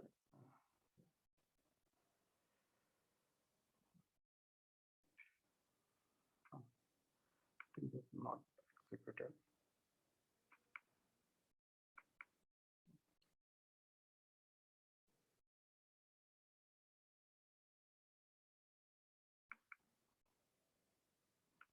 fine. So I'm not trying to train the model. So it's like how many epochs I'm trying to run. So it is trying to run for those many epochs. So you can execute this actually. So any questions? So you just try to run this. So I'm trying to run. So it's like, so what I'm trying to get here actually? First iteration, the loss is this much and accuracy is this much. How it calculate accuracy, I already explained. So second iteration, this much loss is this much. Like you just keep on doing. So it's like loss is not at become zero. So loss not become zero. But since I have iterated up to 5 and it's fine, so I've stopped it actually. You can increase actually. You can make it to 10, you can make it to 15, you can make anything. So you can keep running actually any number of times. So you see, and what is this number? So this is also like what I'm trying to say is actually how many out of so many images, how many images in one set you wanted to train. It's like you cannot train on the entire kind of images. So you are creating a batch and then you are running on those batches of images and iterating learning. So batch by batch you are learning actually. So batch by batch you are trying to learn, and this is the last thing, and this is the accuracy thing. So I'm trying to do. So I have run it, I executed it, and finally, like what is my accuracy? So 0.9 is actually like 92%. 92. So whatever it is into 100 actually. So maximum is 1. So loss is 0. So I'm trying to run and I'm trying to do iterations. It's like I have done model building. So now I have trained my model. So my model is trained on this data for 10 epochs. Now what I am trying to do? So now I'm trying to build what is called execute that actually. I'm trying to evaluate. Evaluate is actually something like I'm trying to testing it actually. I'm trying to test that. So what I'm trying to do here, I'm trying to give test thing and I'm trying to while. So what is the thing you should be remembering actually while testing? So I'm not using the fit same thing because fit takes input and output. But evaluate will also takes input and output. But what is the difference actually? Like evaluate will take the input, that is X value, and calculates the prediction. What is the Y is predicted value will be generated, and it uses this value, and then the whatever is given the actual value, and then it will try to compare it and try to give the accuracy. It won't give this input. So what it happens actually when you say evaluate for the model, you will be giving just input, that is X value, and it will give the Y prediction. So you will get the Y prediction value, output value. And what it will do actually, like that will next step. So this is done. And then what it will actually, it will give the Y predicted and Y actual. So both, and then it will try to calculate the what is the accuracy. Means like how much is the matching is happening. So it is not that like it is not giving input and output here. So the evaluation I am giving here actually in the function name, but it will be done this way. So and then it is trying to say electrically what is the accuracy here. So now I have built the model, I have evaluated the model. This is the basic simple step. So simple what is called neural network model I have built and tested. So this verbose parameter is actually like you have to print this information. So what is happening is actually like everything is you have to print. So that is I'm trying to say. So this is how I'm trying to build the model and have tested the model. So it's like what I have done actually, if you see here, I have completed building the model training and I have validated. Now I'm trying to compare, means like if I build another kind of model and then I should be able to compare the model. So for example, this is the one model I have built. So if you wanted to compare with another model. Sir, Yeah. what do we mean by verbose equal to means? See, verbose, the level, there is a different of level, like what is the output you should be thinking. For example, it will be something like this. If you return a function, so if you return a function in that, if you say that like verbose is 2, then these outputs will be printing. Almost like some printf will be enabled. The logging, that is the log level. So it's like, so what is actually now, so somebody wants to understand deeply what exactly is happening, because why it is getting failed, because how to debug it actually. So what is happening, I should be knowing, correct? So yeah, there, if I don't want, okay, my everything is okay, I don't want this thing, I just want a clean thing. So then verbose will be 0. Means like no need to print anything. or like I wanted to know further detail kind of thing. So this is a level of logging. Level of logging means like what all the actions it does in that function, evaluate function, everything it will start logging is printing output actually. So that is called verbose definition. So usually that is the how the usually we write a program. Like means like sometimes we don't need it. Initially while building a program or writing a code, you need to know that like what exactly what statement. Like for example, you in that evaluate like 10 statements are there. Every statement after that, like what is happening, you wanted to print. That is maybe verbose level, maybe 7. Or important level, only important level you should be printing. That verbose level maybe 2. It's like this is a level of logging. What all the information, detailed information. But right now they have mentioned anything is 0 or above 0 is logging some key information. If I don't do 0, it actually nothing will be like I won't be getting anything. Finally, it is done. So something like that will happen. You don't what is happening in that after running it actually I won't be able to get it actually. If you want further details, then you will be doing verbose level higher things. So I hope you understood. Yes, sir. Thank you. Okay, so now what we have done is actually built and tested. So this is a simple thing we have done. So now we'll take some 5 minutes break. So after that, what I will be trying to do is now I will try to build one complex CNN. So another next set of things I will be trying to do, build another data set. So because CNN model, which will classify this like so, which will say that like if you give the image, it will find out whether it is a deer or automobile or something like that. So that is a CIFAR data set. So we will try to build a CNN model because here we will be using convolution layer. So here I will be using the convolution layer. So I wanted to show this one, and we'll take 10 minutes break, and then we'll build this CNN model, and then we'll jump into X-ray image modeling. So we'll take 5 minutes break, and after that, like I will be executing this. So if you have any questions, let me know, or else we will take 5 minutes back, 10 minutes back. Any questions?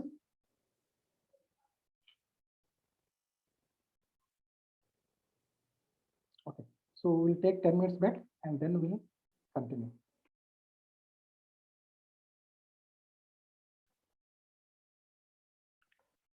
Hello, shall we start?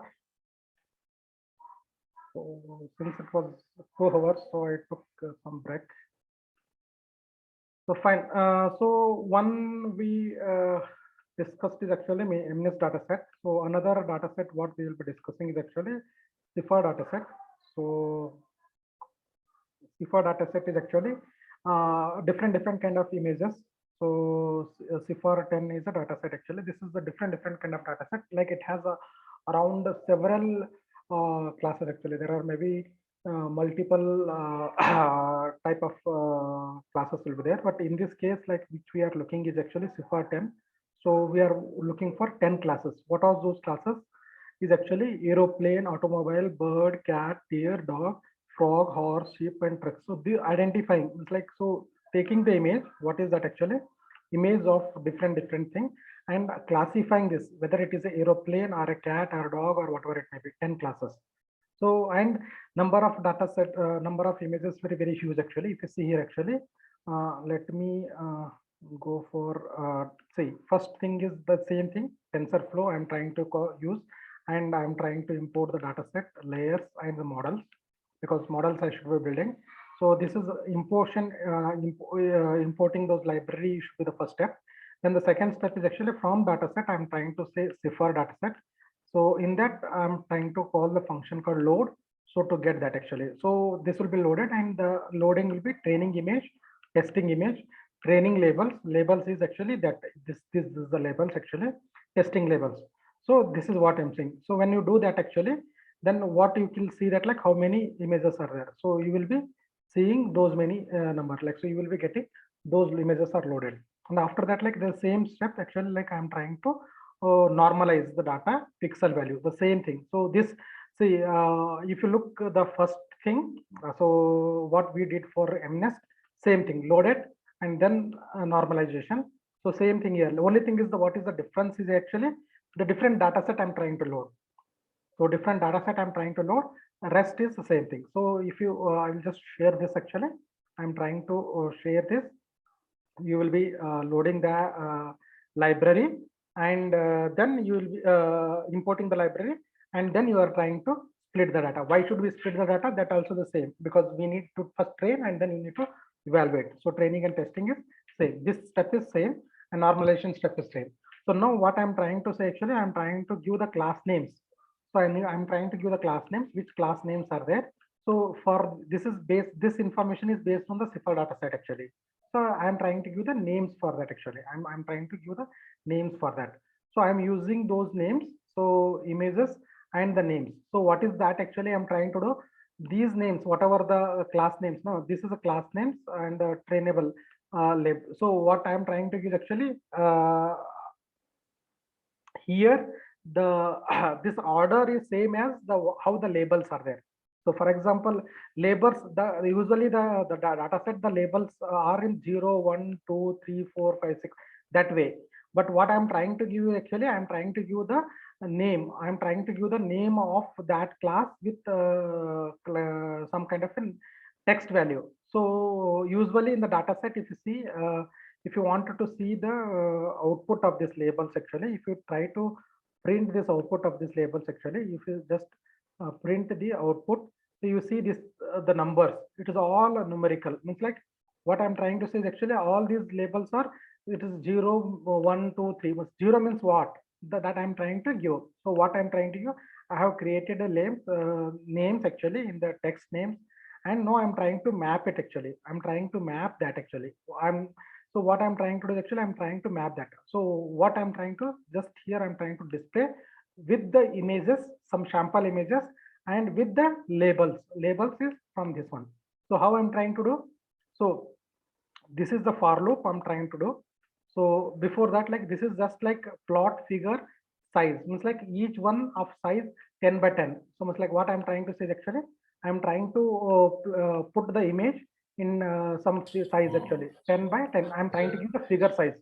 I'm specifying the what should be the figure size. Please mute. Sir, we are getting a name error, sir. Which error? Name error important, sir. Train underscore images, comma train labels. That error we are getting, sir. First, so which one you are executed? First line, second line. This one or this one? What Okay, sir. All together I have posted in one program. Yeah. We need to put it in separate lines, sir. Yes. Okay, sir. Right. Okay. Now, see what we did is actually import we did, and loading the image, loading the data and splitting the data. Loading and splitting data in simultaneously I'm doing. So training data, testing data, I'm trying to segregate. And then another thing what I have done is actually normalization of the image is done. No, this is done. This is only for the images, training image and testing images. Normalization is done. So these two are I have done. Now, if you want to see the label, usually like labels will be in the binary. So because everything is the data set is completely cleaned. So just see these data sets are completely cleaned. Everything is prepared. Just you have to train. Means like these data sets are used to initially somebody who wanted to learn from something. No, so the beginner thing. So it will be very easy to learn. So that is the reason everything is trained. So all the numbers, like finally, if it is something like this, actually we should be converting back into numbers to train the model. So, but in this case, everything is ready. So almost all everything is ready. So the names are labels also in the numbers. So what I'm trying to do is actually I'm trying to give the text name for that actually. So how I'm trying to do? I'm just defining the class names. I'm trying to define these class names in the same order. So aeroplane, and this is actually like you can check the MNS data set, the details will be there. How many classes, what is the class 0 means what everything will be there. So this is in line with the same. So now what I'm trying to plot it actually, first I'm trying to fix this plot is actually from Matplotlib. So plotting the images. So this plot I'm trying to say figure size I'm trying to define. So I'm trying to define, if you wanted to bigger figures actually, you can increase the size. So bigger in figure size. So I'm trying to define. Now what I'm trying to do, this is the for loop. In the for loop, I'm trying to display how many images, some sample images actually. Like I'm trying to do 25 images. So I'm trying to do 25 images, some samples actually. And what is the subplots actually? Like what subplots is actually like, see now plot I'm trying to do. In that I'm trying to subplot. Subplots means like, so this is a plot size. This is subplots means like I'm trying to green to 5 by 5 I'm trying to do means like, so I'm trying to divide. So there is a means like 5 rows 5 columns, like so it's like one image here. It's like I'm instead of doing figure one figure actually, like what I'm trying to create a grid of the image. It's like image grid actually, and here one put one figure, here one put another figure, here one put. It's like, so this is subplots. Plots in that, in the main plot I'm trying to create a subplots actually, and then I'm trying to, this is this subplot has some id, this has some id, some, it's like now I'm trying to say that like one row what I should be doing. It's like what I'm trying to do, 5 by 5 I'm trying to create subplots, 5 by 5, and 5 by 5 subplots I have created, and then what I'm trying to use actually like this id what I'm trying to look into. So it's like I'm trying to say that like which location what information you should be there. This is what I'm trying to give. So I'm trying to create 5 by 5 subplots I'm trying to give. So first what happens actually, that mixed ink match, this is about how many images. If you wanted to do more 6 by 6 or 10 by 10, because depending on how many you are trying to do, 25 or 10. Or else like if you don't do this one actually, 1 by 1, 1 by 1, 25 images will be printed. So this is about just sampling, no? So I'm trying to do. Now what I'm trying to do, I'm trying to give x ticks and y ticks. This is all about how you should be doing. Ticks is y ticks and x ticks actually. X, see if you see something that like x and y, correct? So this is x and y. So ticks means like how you will be putting, like whether it should have a tick or it doesn't have tick. So some places you should have some ticks also, but here I don't need actually, because this is all images. So if you wanted to plot something, some line, then I should have something that like I should have the tick and the value for here and value for here, and then the line chart looks nice. But in this case, I don't need it. So then I'm trying to put the blank. So nothing. So nothing is there in this. It's like I'm not putting any X and Y. So no, that is fine. I know, but what I need is actually label. This label should be X label. If say Y label means like this side. So X label is this side. X. So I just wanted a label. What is this label? Depending on which class. So which image you are trying to. So you are trying to get one image, correct? So I'm trying to get one image I. So this is a image what I'm trying to look for. This image whatever I'm trained image. So same image I, which image you are looking into. The image I range from 0 to 25, 0 to 24 actually. So 0th image means like what is that actually? I have a data set, what is called data set actually, image data set, train image data set. So it has so many images. So image 0 means like first 0th image, first image, whatever it may be, second image, and then corresponding label will be training Y. What is called, what are the label? Label 0 will be image 0's label. Label 1 will be image 1's label. Label 2 will be like similar kind of. No? So they should be mapping. So because I'm trying to put images in X labels on Y. So means like it has 100 images. It also have 100 labels. It should also have 100 labels. And if I'm selecting one image, so something that like image 0, then I should also select the label of that. So now what I'm trying to do here is actually in the first in this place, what I'm trying to is actually I'm trying to show the image. I am actually showing the image. I'm trying to show the image, and this information, no, plot grid is actually I don't want the grid. If you say grid is true, means like what happens actually. So something like this will come. So grid means like you will have the grid. You will have a grid, and then in the grid this line also will be visible. But now only image is visible. Grid is virtually like not is false, means like this line is not there. I'm removed it, no line actually. I'm not saying. If you say true, then this line also will come. So means like this image in between, and then the grid line will come. So I don't want that actually. So that is the reason I'm trying to say grid is equal to 0. The plot grid is false. Means like there is no line here. So or else like it will be line will be there here, like so line will be there. So that grid is false. So means like this there should not be ticked X tick, they should not be ticked in Y line, and they should not be grid. So I mean, this information I'm trying to go, because I have said it is a subplot. I have said subplot means like 5 by 5 I'm trying to divide. So but 5 by 5 I'm trying to do, But for everything, I don't need tick here, I don't need tick here, and also I don't need this grid also. So that is what I'm trying to say. So it's like I have created subplots, I have said no, no, no, then no. This is about how the outlook should look like, how the display should look like. So how my display should look like, that is how I have done. Now this is the actual thing what I'm trying to do. I'm trying to display the image. I am showing actually image showing, it's like image display. So what I'm trying in the training, I have a lot of images. So I am trying to select one. I is the value. So it can from anything. It's like 1 to 24 images I'm trying to print. So this is what first images will be printed. And then apart from that, like I also wanted to display the label. So X label means like downside the label. How should I get? So this is see what I'm trying to do. This value, whatever this in between is there, no? This will give, this information will give me the image. What is the image position I will give? I am trying to give. So label value I'm trying to give. So means like it said label 0 I'm trying to look into. So what is this? This will give. So label is a list name, and which in that 0th element label I'm looking into, this will give value 1 to 9, and this 0, if it gives 0, then I am trying to access in the another list. What is that another list? Actually another list is the class list. So from this, so if it is 0 means like, so if this value is 0 means like I am trying to print airplane. If this value is 1 means like I am trying to print automobile. If this value is equal to 2 means I am trying to print bird. Means like I have matched the numerical to the text. So this one will give the numerical value.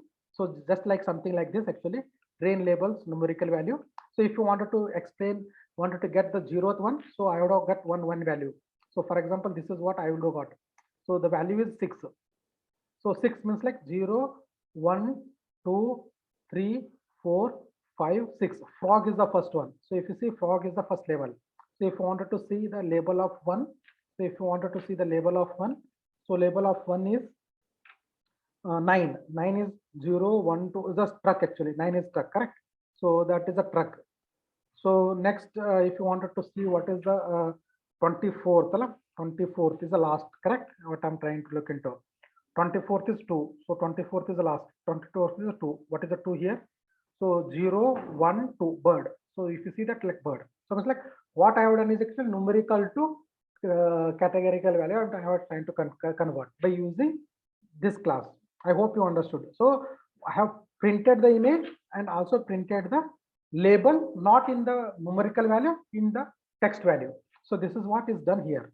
So I will just share this, try to think, and finally I'm trying to show means like I have created everything just to display the image. So this is what displaying image actually. So I'm trying to give at least, I just wanted to see that like how the data looks like. So sampling, I wanted to see how the data looks like. So you can try this actually. 1 minute, if you have any issues, let me know. So it's like what I have done, I have created data set and I have seen how the data set looks like. So till this is done. So if you have any questions, let me know.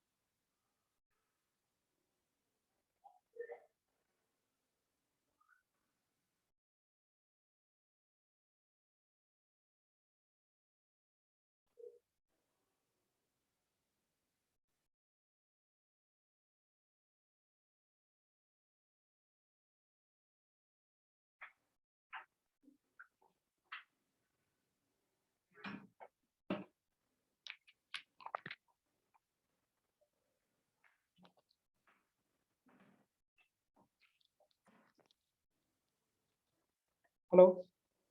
Are you able to see the labels sample? Yes or no? Yes, sir.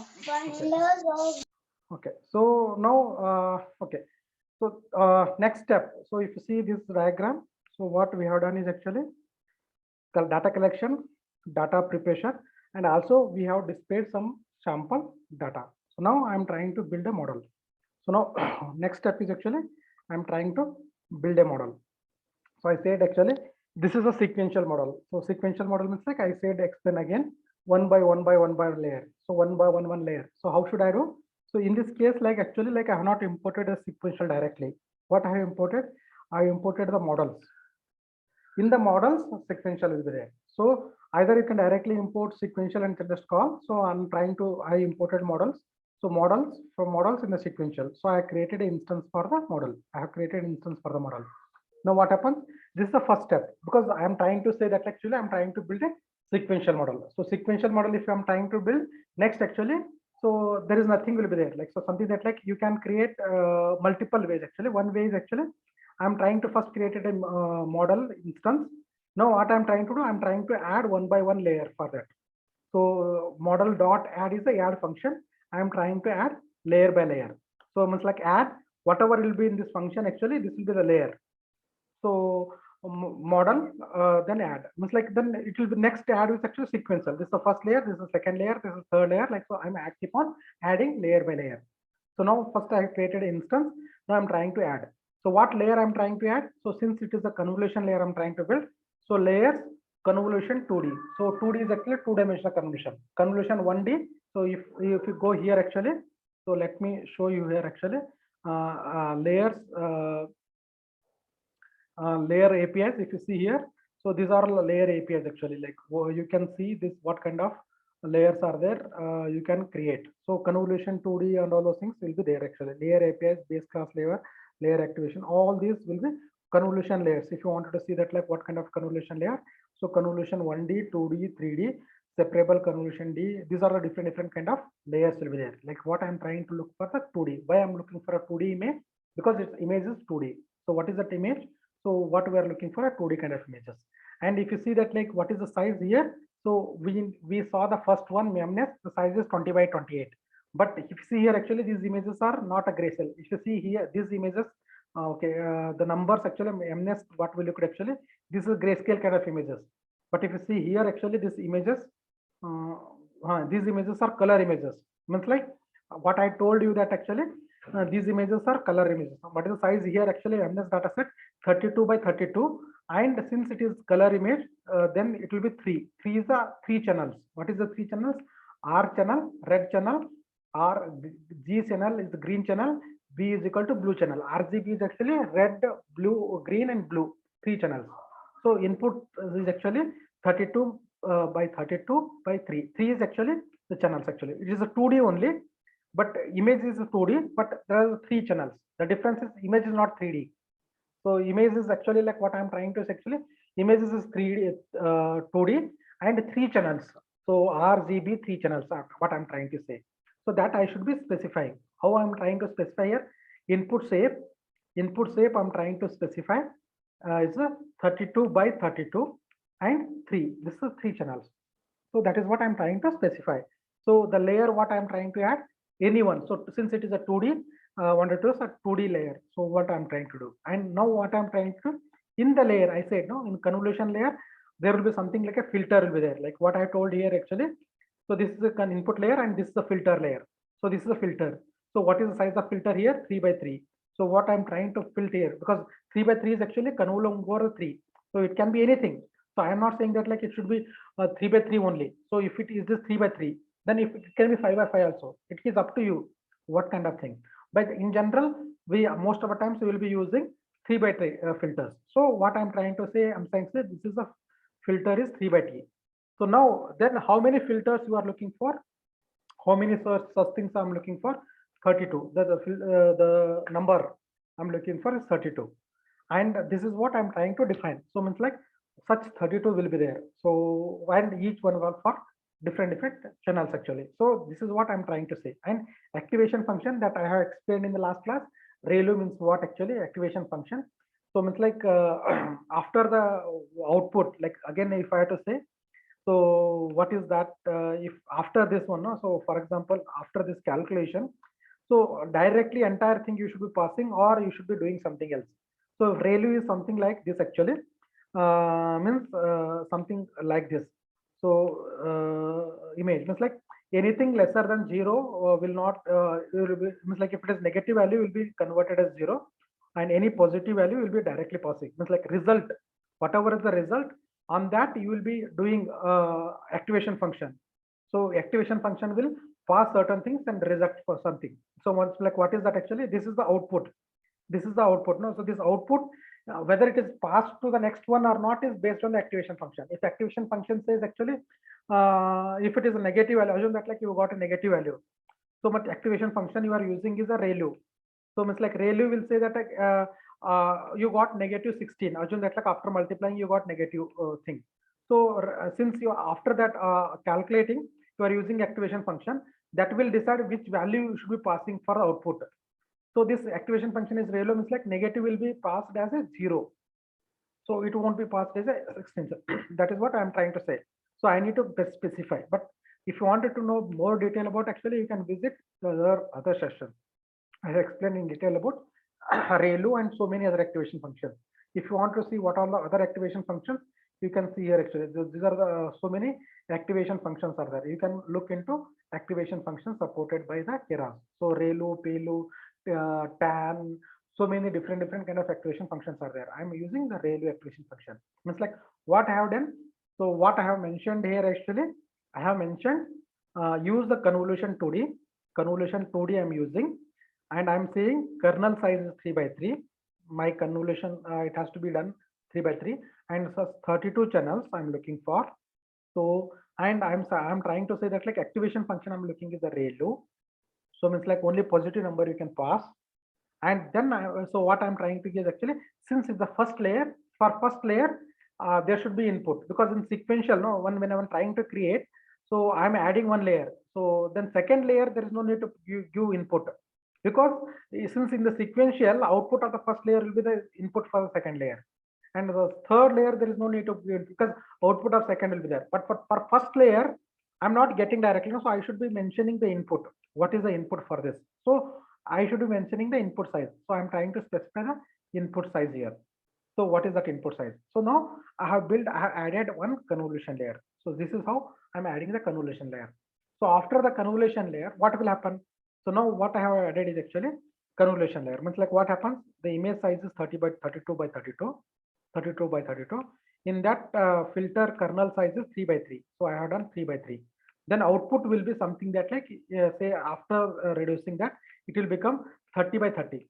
So it will become 30 by 30. So this is a feature map it is generated. So 30 by 30 feature map is generated. So output of this. Now this this output will be fed to the next layer. What is the next layer? I wanted what is the next layer I'm looking for. I'm looking for max pooling layer. So pooling layer. Pooling layer means like what I explained earlier, like something like this is what is called the pooling layer. So if you see the layer, this is the pooling layer. Okay, so I'm trying to, okay, this is the pooling layer. So feature map will be divided by half. So I'll show you how it will happen. Now pooling layer I'm trying to do. In pooling layer, how many, like 4 by 4 grid I'm looking for. Means like pooling layer I'm trying to say 2 by 2 means like 2 by 2. 2 by 2 means like what I'm trying to 4 data I'm looking for. In this 4 data, which one is the maximum I am taking here? So if you say something that like 9, 4, 3, 2, 9 is the highest max pooling I'm doing. If I'm doing average pooling, average value I'm trying to take. So 9, 4, 2, everything average value. If I'm taking min pooling, if I say min pooling, minimum value is a 2. So I'm trying to take. So any kind of pooling you can do, but pooling will be dividing that. So if you see here actually, if you see this side, so what is you are trying to see here actually what output size? Like I told you here, after 3 by 3, so 32 by 32, correct? 32 by 32, what I am trying to give. After the 3 by 2 kernel, output will be 30 by 30, correct? 30 by 30. So 30 by 30. So if you see here actually the map here, the convolution layer, this is the output of that is 30 by 30. And this is how many channels, like so since fill 32, that is this is another concept, like I won't be able to explain in short time. But how many filters you are trying to take? those many filters will come. So number of filters, like 32 here, 32 here. So how this happens, there's another big explanation, I'm not going, but it is something similar. So 32 here, it will come 32 here. That's what you remember. And if you multiply this, actually, you multiply these two plus add this something. So there is some combination of, based on this, it will give the parameters, how many calculation you should be doing. Parameter size actually, how many calculations should be doing. Means like, if I have to get 30 by 30, how many times like multiplication you are trying to do. So that will give the parameters. So this is the output looks like. So first layer we looked into. Then second layer, what we added is the max pooling layer. After max pooling layer, I said actually it will divide the size, correct? So output of the max pooling layer, if you see actually half of that. So 30 become 15, 30 become 15. So means like max pooling layer doesn't do anything other than the reducing the size of the feature map, reducing the size of the feature map. So feature map was bigger one because feature map. Now what happens actually? So suddenly 30 output becomes like, so output for input for the max pooling is actually 30 by 30, and this will divide the feature map into 15 by 15. So 15 by 15, it doesn't do anything. So it's like what it will do, every four thing, no, whatever the four thing, it will take and it will replace by one value, 2 by 2. So another 4, it will replace by another. It's like what value it will pick, maximum value it will pick. So out of this 4, maximum value will be represented here. It's like one value will be representing. Another next 4, one value will be represented. Another 4, one value will be represented. Correct. It's like, so size will be reduced by half. So that is what we have done. So what we did the convolution layer, then we did the max pooling layer. Then next another convolution layer. So I'm trying to add another convolution layer. What is this convolution layer? Same, filter size is 3 by 3 and number of filters is 64. So now I'm trying to give number of activation functions, because here I no need to mention input because this is sequential. So output of this will be input for this, output of this will be input for this. So automatically, no need to mention anything. So then it will input. So since 3 by 3 means like it will reduce by 2 by 2 means like, so 15 becomes 13 by 13. So then since it is 64, it will become 64. So now this is one convolution layer, this is second convolution layer, and this is one max pooling layer. Then again, second max pooling layer I'm trying to add. Again, it will divide the data. So second max pooling layer, what I'll be doing, again 13 will become divided. It's like numerical values, correct? Now 6 by 6. So 6.5 won't be there. Usually it will be all integer values. So 6 by 6 actually. So 64. So that is what you got actually. There is a calculation is there. I'm not giving that calculation. How the size will be reduced by max pooling, there is an equation is there. You can search that equation, or else like by roughly you can say divide by half and take integer value, or there is exact equation is there, so you can use that equation. So now then again another convolution layer I'm trying to give. So another convolution layer I'm trying to give with the same 6. It can be any number. So this is your number. So you can configure 32, 64, 128 or 16, 34, whatever it may be. So depending on how good values you are giving, accuracy may change. So depending on, you can play around with this number. So 3 by 3, you can make 5 by 5, 3 by 3, all those things you can try it actually. So now what happened? Then again max pooling. So then after this convolution will reduce by 4 by 4. And after this is the third one. No? So this is 64. So 6 by 6 is input, 6 by 6, then it will become 4 by 4. So feature map. So now what I'm trying to do after this convolution layer, no, I'm not trying to do because it is very, very short, and then again convolution is not necessary. What I can do is actually I can do the flattening. So something similar to that we did in the MNES layer. So what we did actually, we converted into something like a flattening layer. So convolution layer, after that like flattening layer. So something like if you wanted to see here, this image, what we have done in this case, convolution layer, pooling layer, convolution layer, pooling layer, convolution layer. But finally, before this fully connected layer, I should be flattening it actually. Before this fully connection, I'm trying to do flattening. So it's like becoming 2-dimensional to 1-dimensional, because finally result is 1-dimensional only. 1-dimensional means like this is what it will be like 10 labels, no? So 0 to 9 the labels. So it's like what it will give. It will give what is the probability of this actually, like which class probability. So probability 0.9 here means like this is the class it will be identified. So I will be trying to do flattening that. So I am trying to do flattening of that. So I'm trying to do flattening of that. Then same thing, the dense layer, that is what that these layers actually. So dense layer, I'm trying to mention how many neurons should be there, 64. And then final, this is the output layer. So final layer is the always output layer. So on the output layer depends on the, just like the input layer depends on the input shape, image what you are trying to give, output layer number depends on the what is the number of classes you are trying to do. In this case, like what we saw here, actually 10 classes, correct?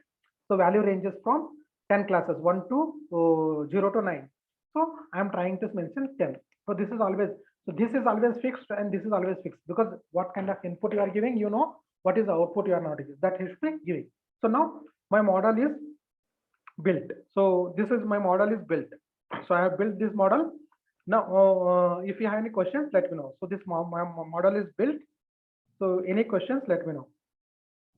So I have built this model. Now, if you want to see this model, so there is a function called summary. So let me, I'm not built it. Actually, I think it will be error because there's a, I have to build this model.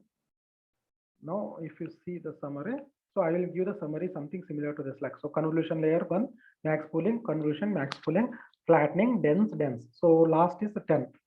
So now then if you see that, like if you add this parameter calculation, there is also equation to calculate parameter. It is based on this and plus the what is called this value and some bias or something will be there. There is also calculation. So you, I don't want to make more complex, but if you wanted to go through in a detailed sessions, actually we'll explain actually how to calculate this parameter also. This also can be calculated from this. But if you add together, this will say that like how many. So in that, and some parameters are non-trainable. Trainable means like there are fixed kind of things. Like so here there is no non-trainable kind of things. So everything is a trainable. So total parameter trainable. So this is a summary you will be getting. So you need it's very important to know that like what is the thing. So complexity. If you say that like if I build a model with more parameters and less accuracy, instead of like if I build a model less parameter, better accuracy, then the second one is better, because finally we need to compare models, correct? So if somebody say that like somebody A built a model with more parameters, less accuracy, instead of B built a parameter, less parameters with more accuracy, then this model is better than the first model, because we need lesser time to train, correct? If more parameters means it will take more time to train and more complex and all those things, consumes a lot of resources. So that's why we should always aim to build a less parameter, more accuracy. So that is the reason we should be knowing this actually, how the parameter should be calculated and which are trainable parameter, non-trainable kind of parameters. So far what we have done, we build the model. So any questions, let me know. Anybody has any question?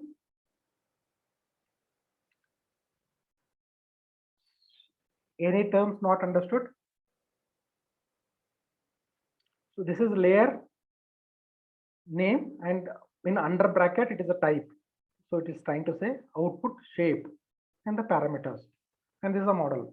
And since the sequential, I'm trying to add one by one. So fine. So okay.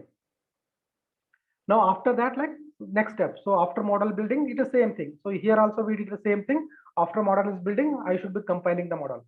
So here also I should be compiling model. But optimizer, I can use anything. So I can use any optimizer. So if you wanted to know what are the optimizers are there, you can go into here actually. You can check it actually.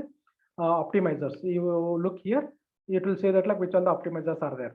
So Adam is one optimizer. Like all these kind of optimizers will be there. Like SGD, any one optimizer you should be using. So here I am trying to use a different optimizer. Earlier I have used different optimizer. And loss function, here also I am trying to specify one optimizer. So what is this actually? Sparse categorical cross entropy loss function.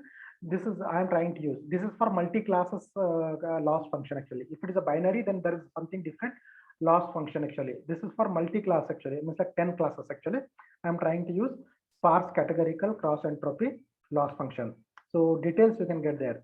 And accuracy is something like much like while building, you should be passing the optimizer, you should be passing the loss function, you should be saying that like what matrices you should be using to check actually whether model is learning properly or not. So this is a step I'm trying to. This is something same. It will be same for any kind of thing. It's like process is same, but optimizer will get changed, loss function will get changed, accuracy matrix will change, but method is same. The procedure is same.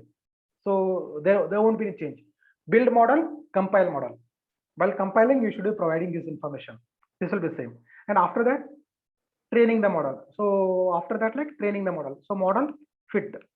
Then I'm trying to give training image, training label, and EPOPs I'm trying to give. Now what I'm trying to do, and see here I'm trying to give training and also validation data. So it's like I also wanted to validate here itself. So testing image and testing label I'm trying to pass.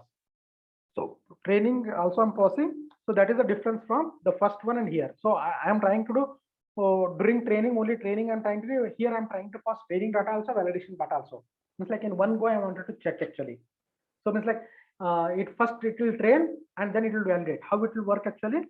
So if I do something that like one batch, so training data, and training label, and test what is called validation data and validation label, correct? So now one batch of training will be done, and then it will try to test, validate on this and say that like what is the validation. Then another batch it will do, then it will validate. So it's like what I'm trying to say is actually like whether it is learning in direction, because what happens earlier after learning everything and then we are validating. Here step by step I'm trying first after learning first base whether I'm learning is improving or not in prediction. So if you want to do that way, then you are trying to do validation data also you are trying to supply here. So training data, validation data you should be supplying using validation underscore data. This is the parameter name. So equal to, and I'm trying to specify the parameter for that. So testing images and testing labels, and EPOPs is same. So rest all is same. And what is the output? Output I'm trying to store into history. So output will be having that information. It will also store having the information. It will store first iteration, what happens, like what is the loss value, accuracy value, values, all this information will be stored so that I can use to display. That I will explain later on. So I hope any question here in the model training, any question? So what I'm trying to do here is actually I'm trying to store those result into something. So I'm trying to store that result into something. So fine. So if I have to compile this model, then I should be running this model. So I should be running this model. So it will take how many EPOPs I'm trying to do? I'm trying to do for 5. So you should be trying to run for 5. So please try till this extent. If you have any issues, let me know. So any issues in model building, since I think I added the model building. Sir, Yeah. Sir, just a small information. Please show me the programming part before plotting the figures, sir. I'm a little bit confused there. Plotting the figures. Which figure? This one. Yeah. Just above that. Yeah, yes, sir. Yes, thank you, sir. Thank you. Okay.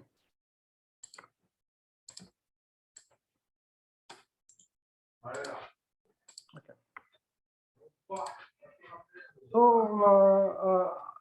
please execute it. If you have any questions, let me know. Like I will take 2 minutes back.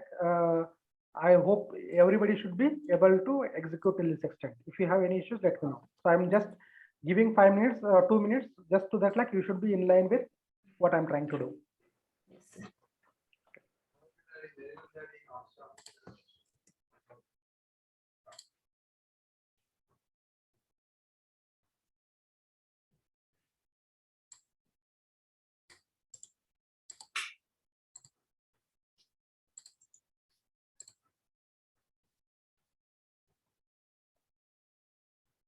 Where Panda Dolly?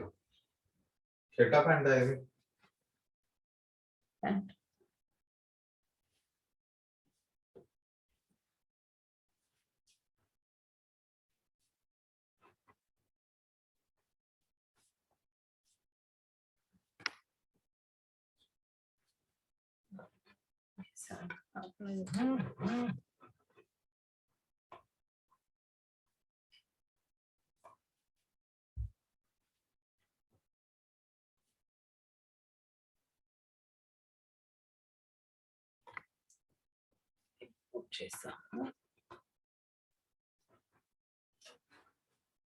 normalizing చేశాను.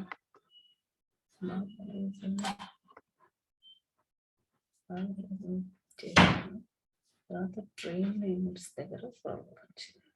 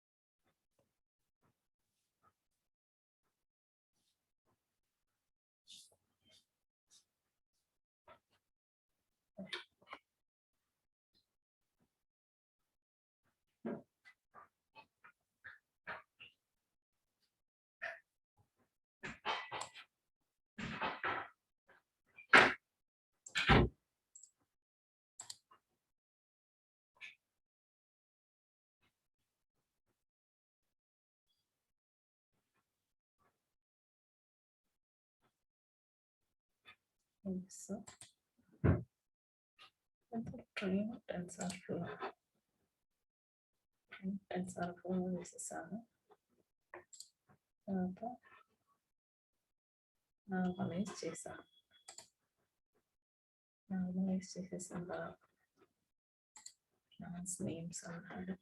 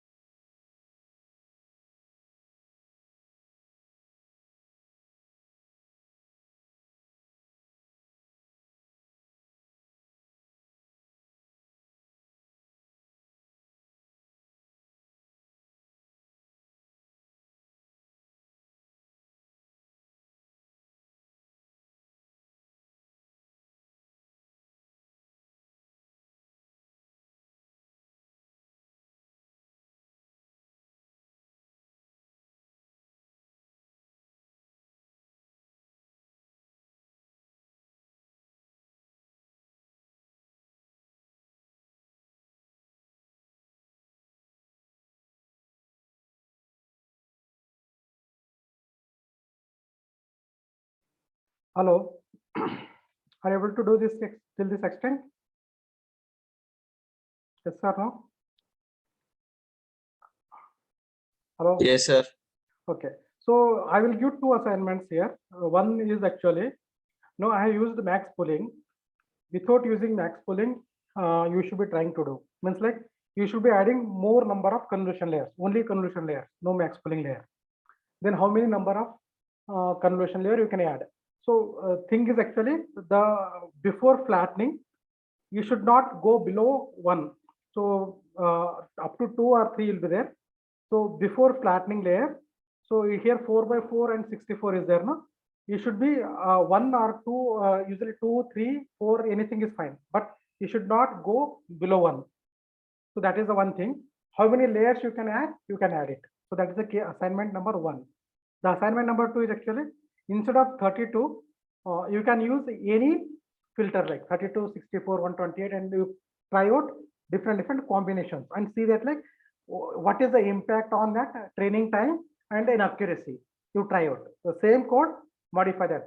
So these two things you'll be doing.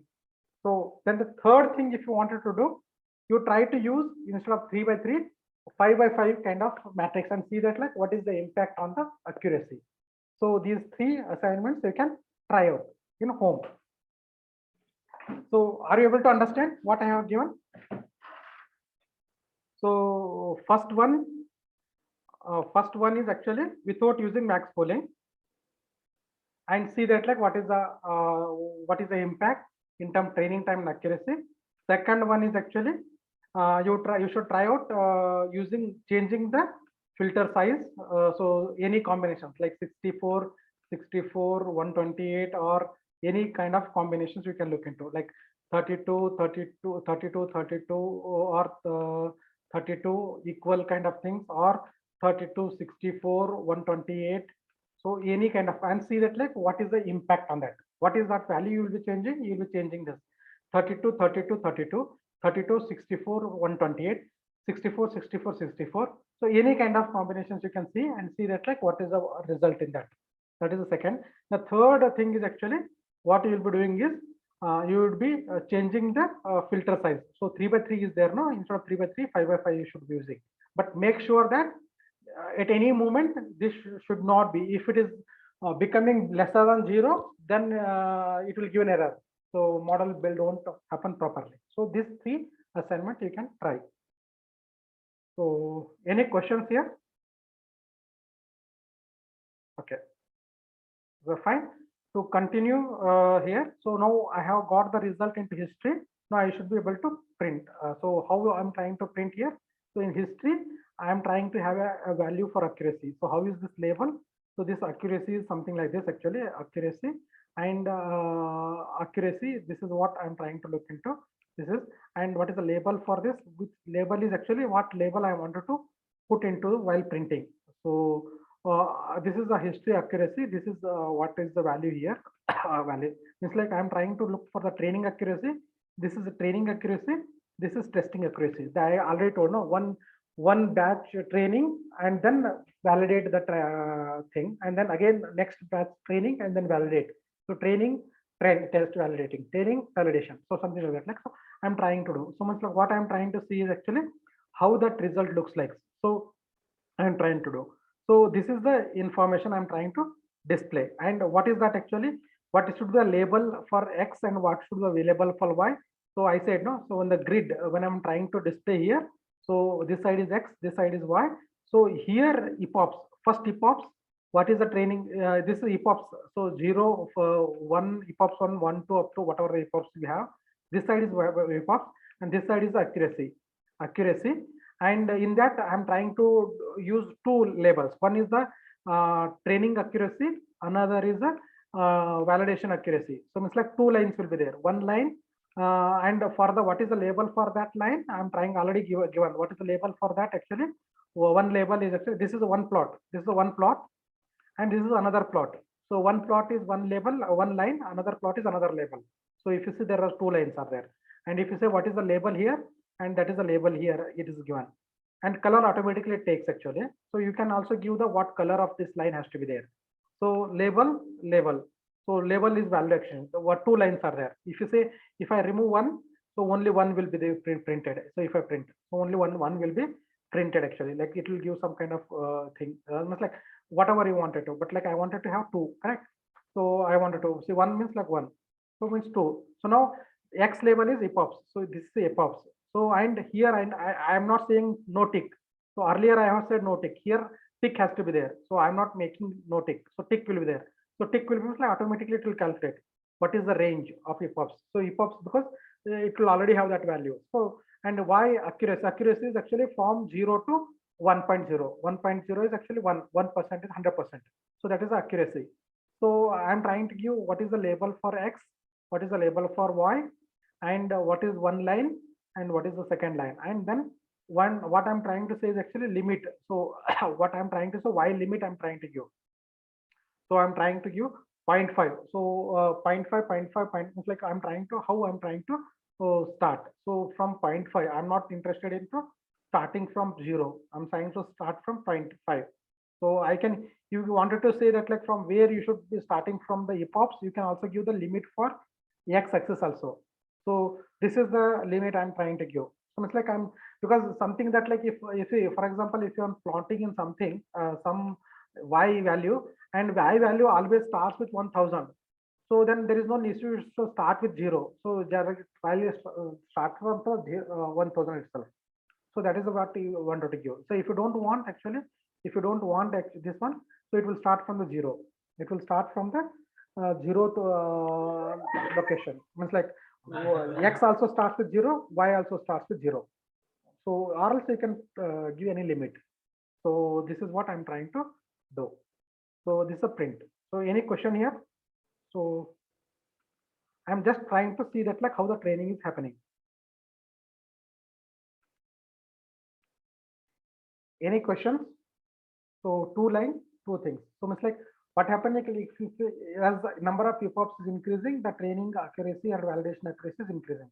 So green, blue is training, orange is validation. So see, EPOPs 1 is the accuracy is this much. So if you see EPOPs 3, the accuracy is something like after EPOPs 4, like something like that. Like so, you can try to see. And next thing, what I'm trying to do is actually validation, model evaluate. So I'm trying to see model evaluation, and this can be here or it can be other place actually. I'm trying to evaluate the same thing. So model evaluate, only thing is like what x and y value changes, verbose is a thing, same thing. So I'm trying to get that. So I'm trying to print the accuracy. So if you see that how I have built MNES, the same how I have built a CFAR, almost all same. So if you see the changes, so this step is same, this step is same, this step always is the same. So this yeah, almost is same. Only thing is like the respective images labels I'm giving. So same. And this optimizer I'm using different loss function. I'm same because there are also 10 classes, here also 10 classes. But optimizer also I can use the same thing, whatever is used in there also. But accuracy changes. So you can play around with this different accuracy, but compilation is same. So only thing what I have changed is this label. Earlier that time I didn't have this layer. Directly started with the flattening layer. So this is what I have done. Convolution layer I have added. So say remaining all is like loading data image. Like so, if you see that like this is importing is first step, or loading data and splitting is the second step. Data thing, if you wanted to do pre-processing necessary, then you should be doing multiple steps actually, or else like only one. Then you wanted to do sample your display, you can do, or else like you can directly build a model, then compile the model, fit the model, and display the result. And that's like if you see that like actually like I'm not building any logic. So if you see that anywhere here, I have not built any logic about how to interpret this image and understand this image and classify. So you have to, and just I'm trying that this is the image and this is the data, and you try to build a model and you are able to predict actually. So this is what I'm trying to do. So this is any question here? Anybody has any questions?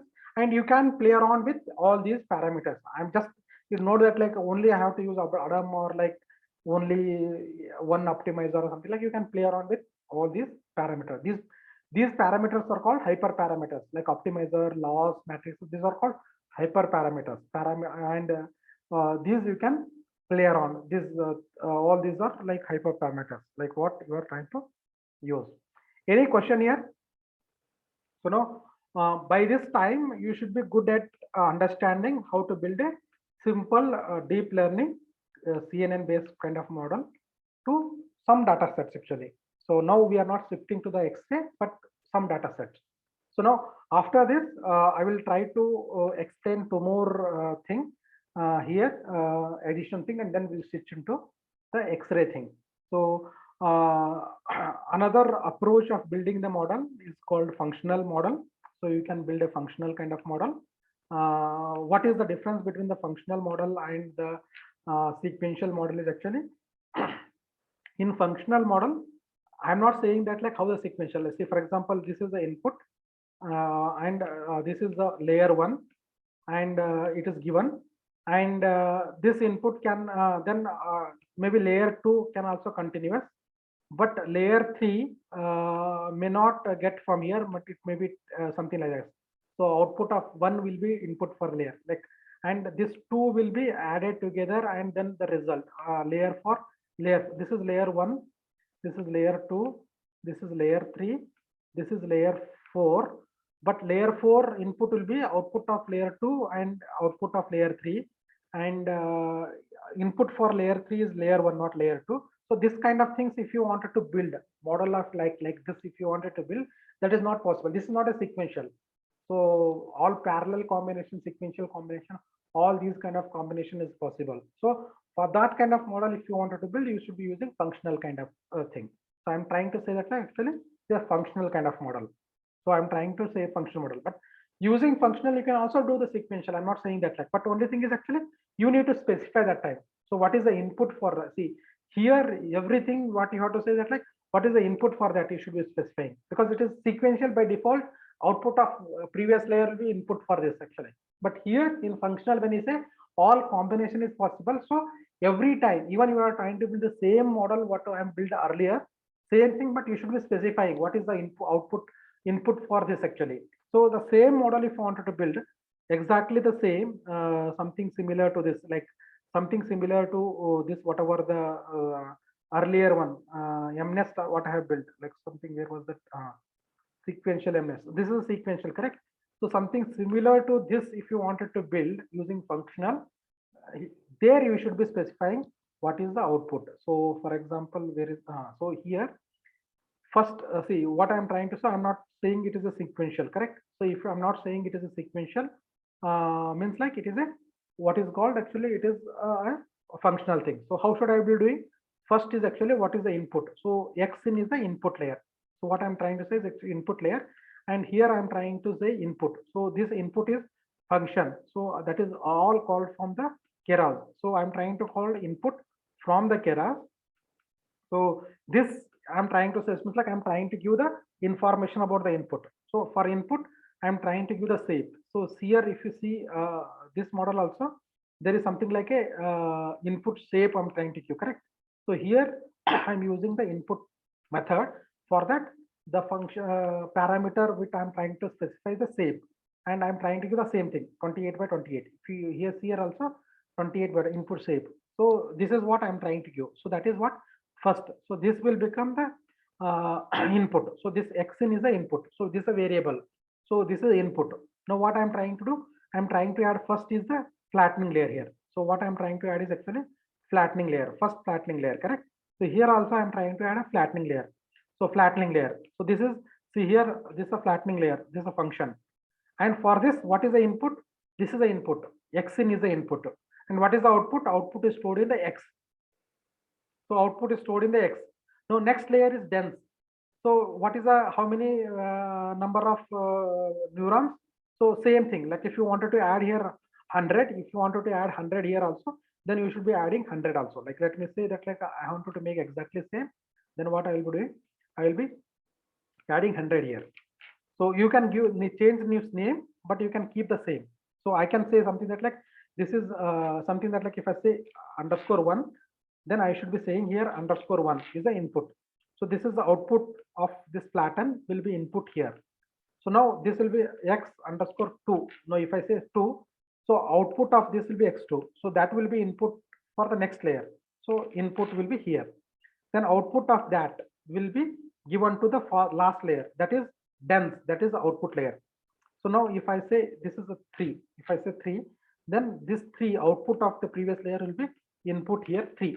So now 3. Or if you wanted to give input from here, that also you can give. So there is anything you can give, or input output of this only will be given here, that also. But like depending on that, like how you are trying to build the model will behave differently. So now I'm trying to do, it's like I just wanted to replicate something similar, like, so here I'm using add something. So I'm using the functional mode APIs. So what I have done, so now this is the input and this is the output. Now I'm calling this model. So because here I have said sequential, correct? So here I'm using the model. So for this model, what I'm trying to say, input is this, output is this. So it's like I'm trying to create model and I'm trying to say that like what is the input, what is the output, and that instance is called model. So it's like I'm renaming this, like this instance, whole model is become this whole thing becomes a model. So now this is how I'm trying to build the model. Like if you wanted to make it a 50, you can make the 50. There is no issue. So you can build something like this. So it will be something similar to what we have built. So, and if you wanted to see that, like whether it is something similar to that, you can also do model summary and you get the same summary. So result will be almost all the same. So you wanted to see input layer, flash, dense, dense, dense. If you wanted to see here also, where was that actually dense, dense, dense? Okay, here. And if you wanted to see the model summary, so you can do model summary. Both will be same. Summary. Both is same. So here also see flatten, dense, dense, dense. So something if you say here also flatten, dense, dense, dense. So 78 number of parameters 84,060, and if you say 84,060, and so everything is same. So but only thing is that here I have a flexibility about what should be input to what is the output, and output will be feed to which input. So here I need to specify that output, input, everything. This is called functional model. So you can build the using the sequential, or you can build something like this. So any question here? So this is another way of building things. So remaining all same. So I don't go here. And one more thing which I wanted to showcase here is actually, okay. Now we build the model, correct? I can also save the model. I can save the model. So this is the way I can save the model. Model dot. So this model, whatever I'm trying to build and compiled and fitted everything trained. So that model will be saving. Saving model means like, so what I can do is actually value addition here now. So see, this is the model you have built. So you give the input and output, then you have built the model. So model is trained. Now I don't want to use it model right now. I will be saving this model, and maybe later on I wanted to use. So means like I will be just loading those model again anytime. Now what I used to do currently, like what happens actually, the same time, like if I'm not saving it actually, like so I have built this model, assume that like input, output, and then I have built the model. Now this model, if I'm not saving it actually, again I wanted to validate this model, then again I should be training, and then the model will be used to validate. So now instead of that, I have trained it actually, I wanted to save it actually, I wanted to save some location. Next, what I will be doing, I don't want to validate right now. After sometimes, like I will be saving into some file. So I wanted to save this model into some file.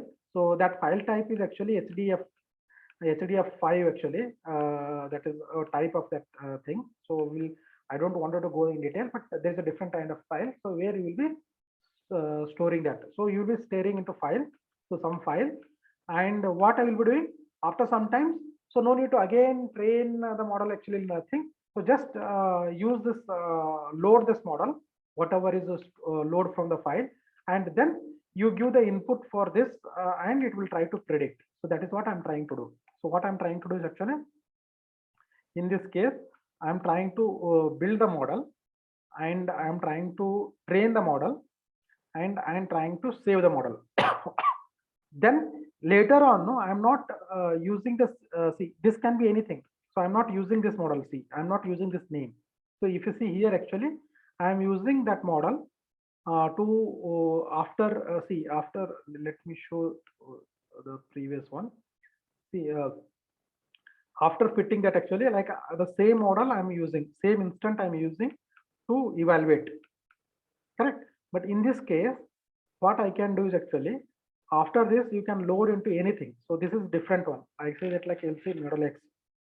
Now you can load into model X, different thing. This is on this, and this model is different. This instant and this instant. But what I have done is actually, I wanted to save this into a file, H5 kind of file, and then I wanted to load this model, and then I wanted to evaluate. So let me run this actually. So after that I'll show. So if you wanted to try out this, so you can try out this. I'm trying to share with you, so you can try this. Just loading it, because it's also very, very important. So you can load the model thing, and let it run actually. See here, I'm not given verbose here. Verbose is 0. Since verbose is 0, I'm not able to get actually how the training is happening. So if you wanted to see that like what is happening actually, so then you can give verbose is equal to 2. Then you will able to see that like let me stop this actually. I will run again. I'm just interrupting this. So now I've made verbose is equal to 2. So now I'm getting this like how it is getting trained. So it pops and the iteration, and I'm trying to get this value. Since it was verbose is 0, I was not able to get what is happening. So how many pops I'm running? Oh no, I will stop again. 100 is too much actually. I will do only 10. So only 10 EPOPs because it will take less time. So please try this. I will give 2 minutes. So because I wanted to show how to save the model and how to retrieve the model and execute.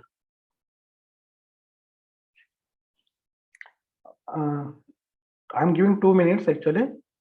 You try. So, and if you want to do other thing, so what you can do is actually instead of doing this functional thing, assignment is actually I have given this. Where was that actually? This you define something like this. So one thing is actually like you try to do that, and another thing is actually you try to define this and try to use it. So that is the assignment. Let me say how you wanted to combine this actually. I wanted to see. So instead of the sequential thing, you replace with the functional thing. So in this code, what is the code? What I have shared you? I have shared you this code, correct? So this is sequential model. So the instead of the sequential model, here somewhere else it is a functional model. So you should add this functional model. So I wanted to see that like, can you able to understand and add those things?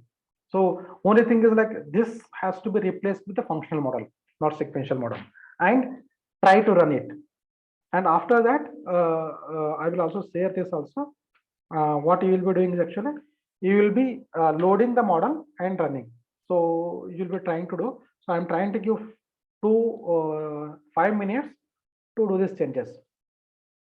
So after 5 minutes we'll meet. So what you will be doing is actually like only one change. So this has to be replaced with the functional thing and try to execute and see how it works. 5 minutes is there. So in 5 minutes we'll meet again. And after this, we'll switch to X-ray.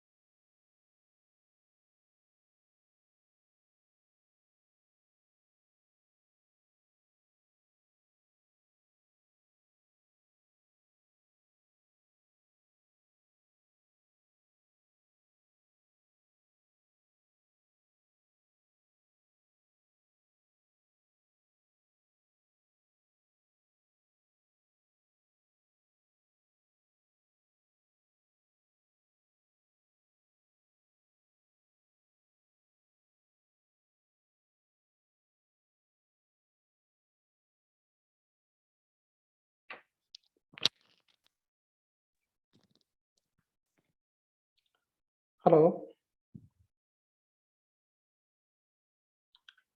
Hello. Are you able to finish this? Any questions?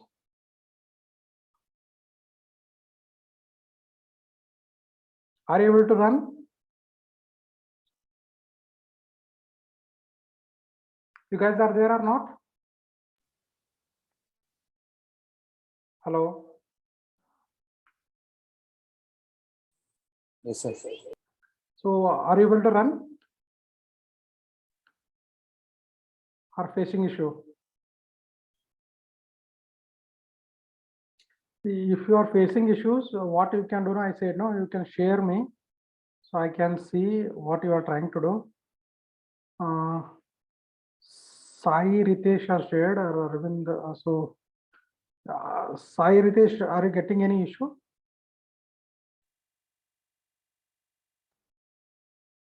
And Arvind has shared. Let me see what they have done.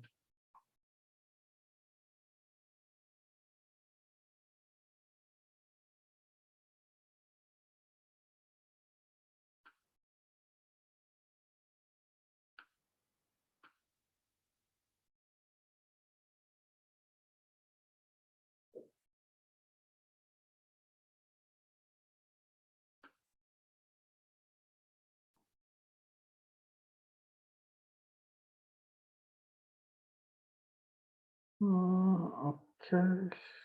Question. Image is done. Okay, flattening. Okay, this is done. Model save. Okay, so but you have executed the sequential. I was asking you to do change this into functional. So fine. So at least you are able to execute this extent. So accuracy is 97%. Is fine. Okay. Anybody has any question? If no question, then we'll switch to X-ray thing. Fine. So I think we have only half an hour to finish off. So we covered this. So I am not able to cover these things because it takes some time. Okay, so let me switch to X-ray image.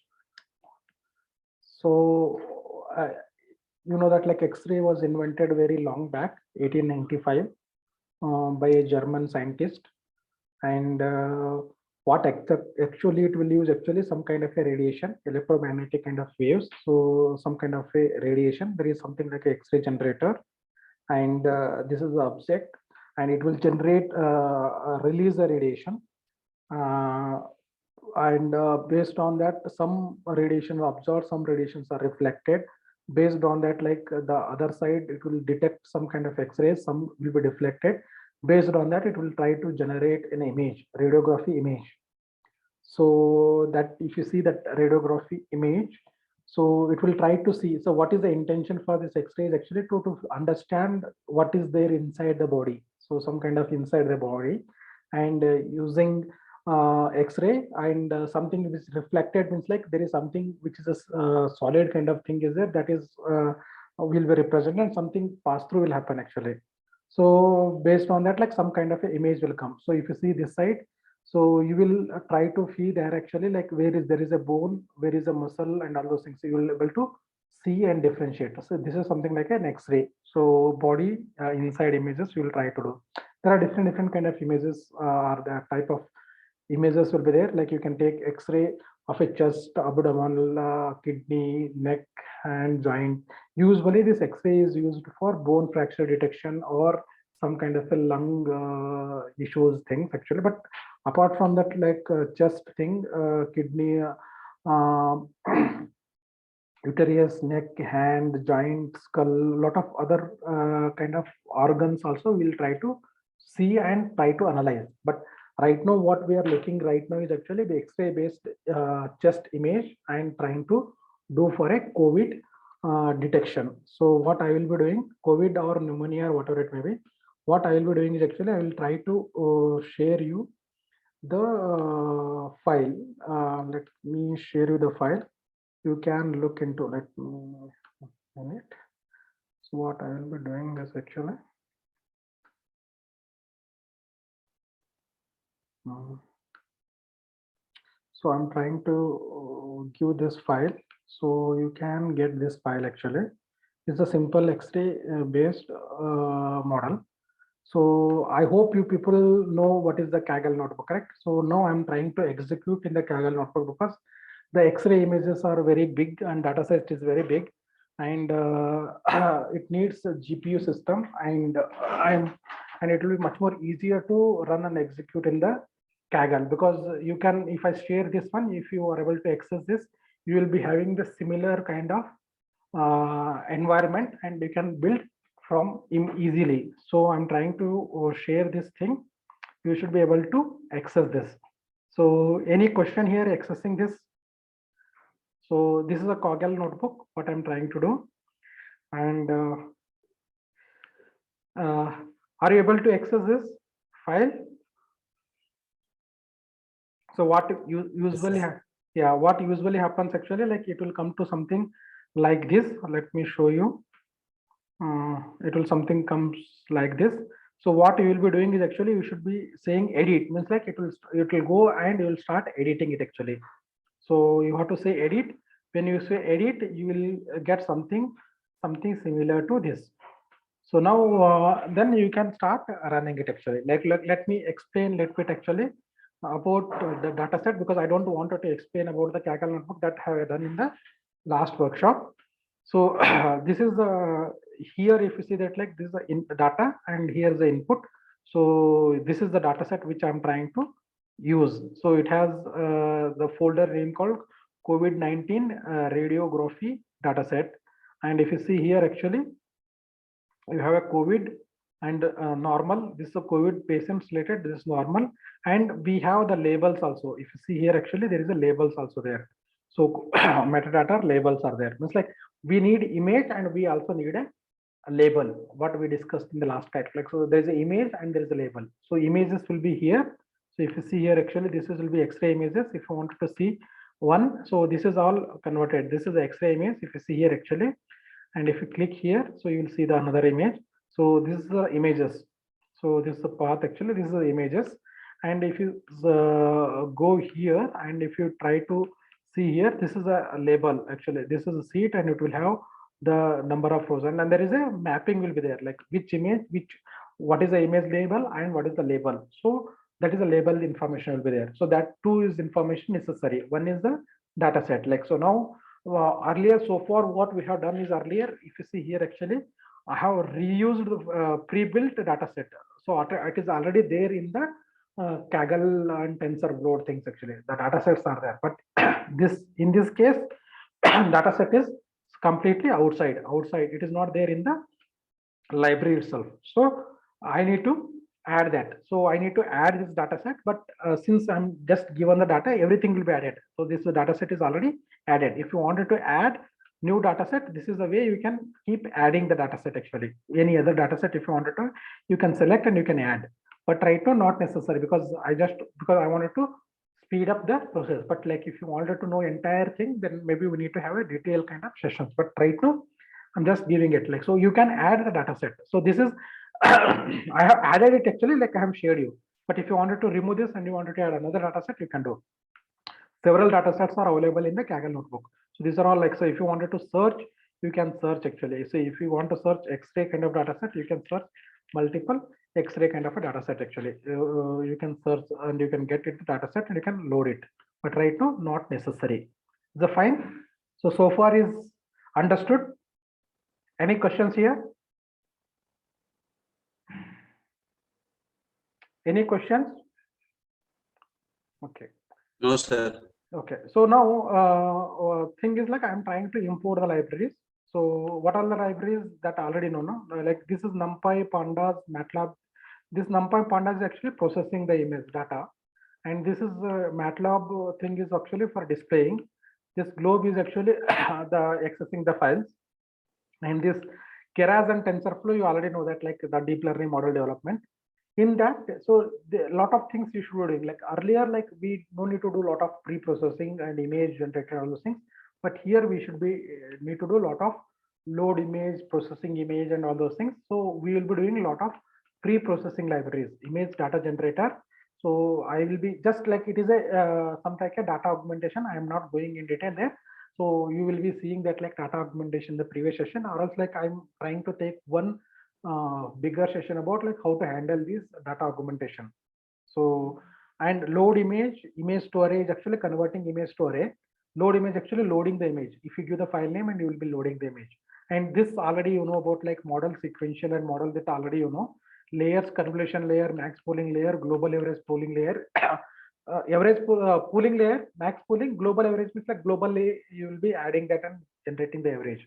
So detail I'm not going there, but because it needs a lot of time. So just like so convolution layer, max pooling layer, global average, this will be a thing. And activation functions. So dropout, there's another concept. I'm not going there actually.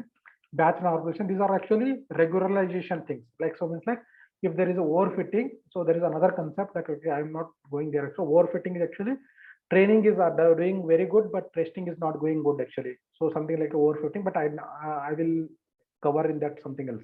So to address that overfitting thing, to dropout and batch normalization will be used, but just now remember this is another kind of layers. So activation is one layer, correct? Dropout is another kind of layer, batch normalization another kind of layer, flat layer already, flattening layer we already know, dense layer already know, average pooling, max pooling already we know, correct? So these are the different layers I'm trying to import.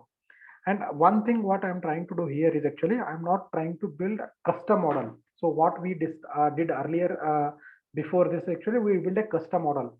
So now what I'm trying to do here, actually I'm trying to use the existing models. There are some architectures are there like VGG16, ResNet, and so many architectures are there. If you don't know, then maybe another session I will be covering that actually. But right now think that like there is a predefined architecture. If you don't want to see that like what is the ResNet 3 and something. Any question? Okay. So VCG, if you wanted to VCG 19, this is the architecture. It's like somebody has built it actually. If you see here actually, so there is a convolution layer, max pooling layer, convolution layer, max pooling, convolution, max pooling, convolution, max pooling, and then the fully connected is that dense layer. So somebody has built actually. So you are just reusing it, or else like you can build customly. So instead of building customly, actually you are trying to reuse the existing model somebody has built actually. I'm trying to use that. So how to use that is actually that I'm trying to discuss. So you can build a custom or you can reuse actually. So both I'm trying to see. So this is about optimizers. Adam like that already we discussed. So these are the import thing we'll be trying to do. So I hope you understood most of these import things, what I'm trying to do. So some of the things I'm not covering because it will take a lot of time. So maybe we will be covering in detail later on. So next thing is actually I should be able to import. Like so, this is the first importing thing. You will be running this. Then I'm trying to load this actually. I'm trying to add this input. So it will be always /kaggle/input. So you will come here. Whatever is there in that actually, this all things will come. /kaggle/input is this main thing. Under that, whatever you have, that you will come it actually. So that I'm trying to do. So means like if you wanted to set, I have to set one base directory, correct? Now where I'm trying to read the data set, because here I'm reading outside, so not from the within the data set. So I'm trying to copy this actually. This path is the one I'm trying to do. So this is the path. This is a base path. So under this only all other things are there. No, so I'm trying to set this is the base path actually. Dataset directory is a base path. So I'm setting this as a base path. And in that list directory is actually how many folders are there in that actually. This will list actually how many folders are there. It will give all these folders in this one. Now what is actually looking into? I need to look into normal images and the COVID images. Normal images are in this folder. So I'm trying to say data set plus normal. In that, whatever images are there, all these are normal images. I'm trying to put into this list. I'm trying to put all those things into this list. And what I'm trying to do is actually normal images. I'm trying to append. This is a list and I'm trying to append. How I'm trying to append image. So this is the image path. So how I'm getting this path, this is the database directory plus this normal. So this gives the image path. So this image path, what I'm trying to give, and from that image, I'm trying to load the image using the load function. I'm trying to load that image. And what I'm trying to do is actually after along not only loading the image, but also I'm trying to convert the data size. Whatever the image size is there, that image size I'm trying to convert into 50 by 50 by 30, 150, 150 by 30. It's like whatever may be the size, I'm trying to resize or rescale. I'm rescaling into 150 by 150 by 3. So 3 is the RGB. So that you can understand. Any question here? So I'm trying to do, so this since it is the same thing, I'm not going here, plotting the figure and subtitle and the normal same thing. I'm trying to give plot the image. So since I have explained there, so I don't need to explain here. So, so I'm trying to add. So I'm trying to add and I'm trying to count also. Like, see, what I'm trying to do is actually I'm trying to just read 230. So this break is actually I'm just wanted to say only 230 images. So 230 normal images I'm picking. Same thing for I'm trying to do for the COVID images. So same conversion, same everything, but this is another list. So this is a COVID images. This is a normal images, and this is a COVID images. So just this is displaying actually. So I have created those images. It's like I have read the data from this thing, a different folder, and put into the structure, the list actually, COVID images and the normal images. Now what I'm trying to see, I am trying to see that like how many are there. So 230 normal and 3006 is a COVID patient thing. So total these many number of images are there. So that I have read actually. Now what I'm trying to do, I'm trying to convert image to array. It's like because everything is a tensor. Like if you wanted to see TensorFlow, let me go there actually. Like I think I have not covered that. Okay. See, everything has to be converted into tensor. Tensor is something that like some kind of a array. So because we need a tensor, image tensors, no? So I need to convert that image into an array. So some kind of a tensor 2 by 2, like this is a 2 by 2 kind of thing, correct? So I wanted to convert into tensor because image to array I'm trying to convert. So that is what I'm trying to convert into. So for both I'm trying to convert. So it's like I'm trying to convert this, and what I'm trying to do is I'm trying to add those. First I'm trying to add normal images, then I'm trying to add COVID images. So all those things I'm trying to add into, and what I'm trying to do is actually like I have created and generated. Now what I'm trying to do is actually I'm trying to say target. I'm trying to, there is no label. So what I'm trying to is I'm trying to create a label for that. So this image are together up to what is called initial things, image together. No, so up to this, how many are there? First, initially I'm trying to all set into what is called 0. What I'm trying to do is actually see, look at actually 230. How much is there? 130, 230. Okay, 230. So up to 230, it will be normal, correct? So up to 230, then after that like COVID. So what I'm trying to do, target, I'm trying to build. So since like I read this is different images and from this different folder, I know that like what is this images and what is this images. This image is COVID images, this normal images. Like what I'm trying to do, target all values will be 0, means like what I'm trying to do is like everything is normal initially. Then what I'm trying to do after 230 onwards, I am trying to set is equal to 1, because after 230, after that next remaining images are all COVID images. That is what I'm trying to do. So after the 230, like if you see here actually, target is equal initially all null, and after that normal length is like after the normal size, whatever we collected 230. After that remaining all. So this is a list thing actually, except if you know that NumPy and pandas, you know not, but like I'm not covering here because again like I will go something else. So what I'm trying to say actually, like from this point, so from this point onwards, everything will be set is equal to 1. So set 1 is equal to I'm trying to set 1. So what I'm trying to, sorry, I'm trying to do actually up to this, not before this. So what I'm trying to say here actually, 0 to this is this colon here, no? So if I'm not giving anything, means like it is 0 up to 230. Up to 230, what I am trying to set is equal to 1. So initially what I have set is actually entire thing is 0. It's like with this one, this is normal, whichever is the normal, I'm setting is equal to 1. So entire remaining all is 0. So it's like that remaining is what is called COVID. So normal is 1, COVID is equal to 10. Because if you see, if nothing is there, it is something like a 0. From 0 to 230 is 1 I'm trying to set. So you can write 0 or you cannot set. So this is what is like what I have done. I have read the data set, one normal, another COVID, and now I have created a what is called label for that. So means like everything is ready. So now my image, target length, everything is like I'm trying to check. Everything is ready. Now what I'm trying to is actually I'm trying to see the target shape. So target shape is actually like what is the list. So again I'm trying to convert into, so because I have converted what is called images into array, correct? I have converted images into array. So something similar to that also, target also I should be converting into some kind of array. This is a tensor, like I'm trying to convert one dimensional array for the target. So this is what I'm trying to create. Now what I got is like I got all the images and I got all the target. Now I'm trying to put together. Means like I wanted to see that like actually how many images are there. Like say that like 3,847 images are there. Of each image is 150 by 150 and 3 is the RGB. So this is the total image altogether looks like. So now my data is preparation is done. So if you see here actually the steps what we have done actually is something similar to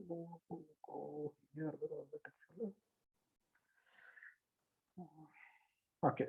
So now data loaded is done and data processing, all things are done. Not augmentation are not done, but like data cleaning and labeling and everything is like my data is ready. Now what I will be doing, I'm trying to split the data into training and testing. So I'm trying to split the data and then I'm trying to concatenate. Means like training and validation is one kind of image and target is of one type of image. Means like training data and that validation data I'm trying to create join together, and all labels are I'm trying to join together. This is what I'm trying to do is because what kind of data aggregation I'm trying to use. So I have splitted and have joined together.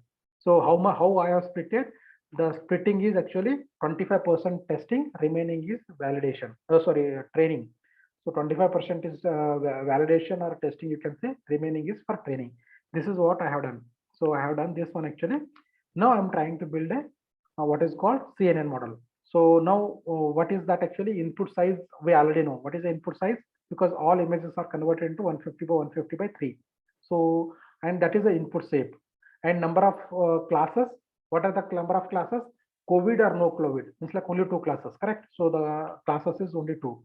EPOPs, how many times I should be running? That is 32. Batch sizes I don't want to cover here, but like in terms of batches 40, 40, 40, you can say, but like there is a detailed explanation is there that I'm not covering here. So batches I have defined. So it's like these are the things I have defined. Now I'm trying to build the model. How should I build? First I should build with the custom model. So how will we build it? Same thing. So model sequential. So then model I'm trying to build a sequential, that's fine. Then I'm trying to add a COVID. So number of filters is 32, kernel size is 33, input shape is what is the input shape, and activation is the ReLU, same thing, and max pooling, then again convolution, then max pooling, convolution, max pooling. Dropout is another thing. Like so, this is for what I said actually normalize addressing the overfitting actually. So think that like you can add a dropout or batch normalization or everywhere. So this is a combination. I won't be going in detail, but like later on, how to design a model, one more session, because that is too big thing to be covered in 4 sessions, in the 4-hour session. So dropout is actually just, if I have to say dropout in a simple sentence.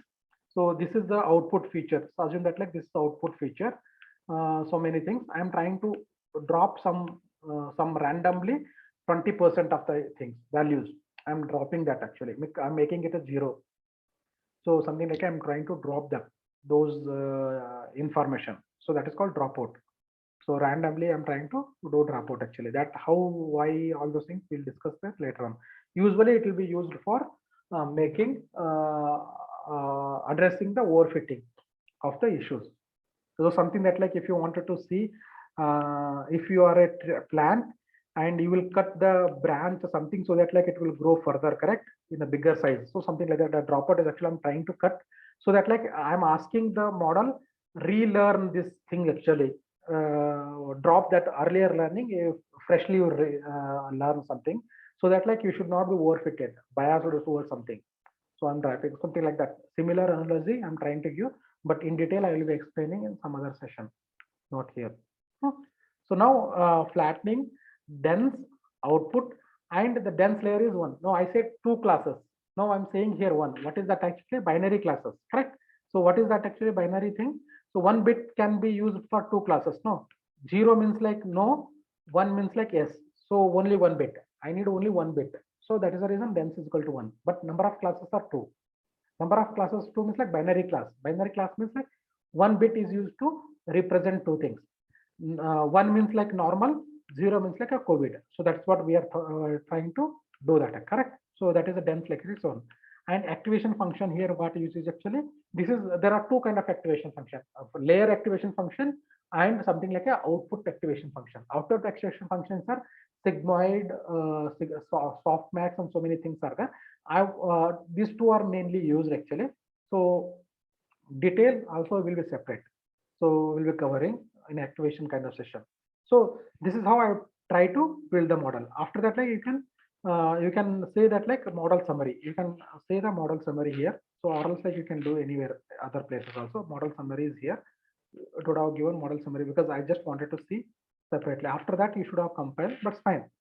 So you can compile also because model summary is true for you to understand how the model looks like. So it is not that like it won't compile without model summary.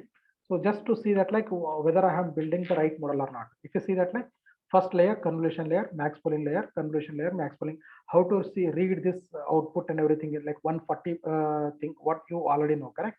So this everything is like number of parameters. So same thing that like what I explained. So irrespective whether it is X-ray or something, deep learning, CNN model, it is same thing that we already explained. So I'm not going here in detail. So now I have built the model. Then I am trying to compile the model. So binary class entropy, because this is a binary class, but not multi-class. So optimizer and accuracy. And this is what. So only thing what is different here is actually I am trying to do a lot of pre-processing of image. What is that kind of pre-processing image? So I'm trying to do rescaling here. So image generator is actually another function where you can do multiple kind of pre-processing and while mentioning in one single line. So instead of earlier, I used to do this rescaling separately, correct, for each image. But like here, I'm trying to give rescaling here, shear range, zooming the image, horizontal flip, all those things, and how much is the validation on something I'm trying to mention here. It's like this is actually is a one function. With that function, I'm trying to do all this data augmentation and scaling and everything I'm trying to do. So this is what is the output. So now what I'm trying to do for this test training, I should be generating training data. I should be generating validation data using this image generator. So what I'm trying to give, I'm trying to give this is the input image and this is a label and this is a batch size. And this data, whatever you created will be called as a training data. And same thing I'm giving and I'm saying that like this data, what you are trying to create will be validation. It's like 75% will be training data. It will do all those augmentation, whatever the way you specified here, and it will create that training data. And for that validation data, whatever necessary for like only scaling will be done, rest won't be done actually. So will be created for validation data, and then it will be created. It's like I'm trying to what I did actually, I splitted it and then combined it, and then I did a data generation. It's like a data augmentation to create a training and testing kind of data. So now it's like my data till this extent, my data is now ready. So what if you see this diagram? If you see all this refining, augmentation, everything is done here. Now my data is ready. So now what I will be doing? So my data is ready. Now I'm trying to train the model. So same thing. So here fit and generator. So because I'm using generator here, so that's the reason fit underscore generator I'm using, because I'm using this generator. Earlier I was not using generator, just I'm doing fit. So here I'm trying to do fit generator, means like while trying to train, that time only the generator happens actually. So all things like, so I'm trying to give generator, I'm trying to give for validation data, validation generator.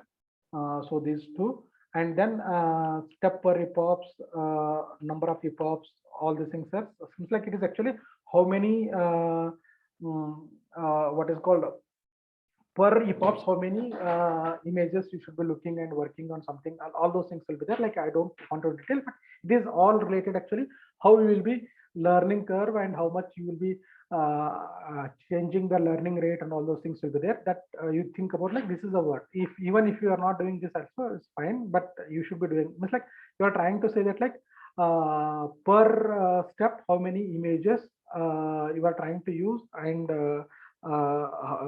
to train and validate actually. So based on this and these things actually these values will be calculated.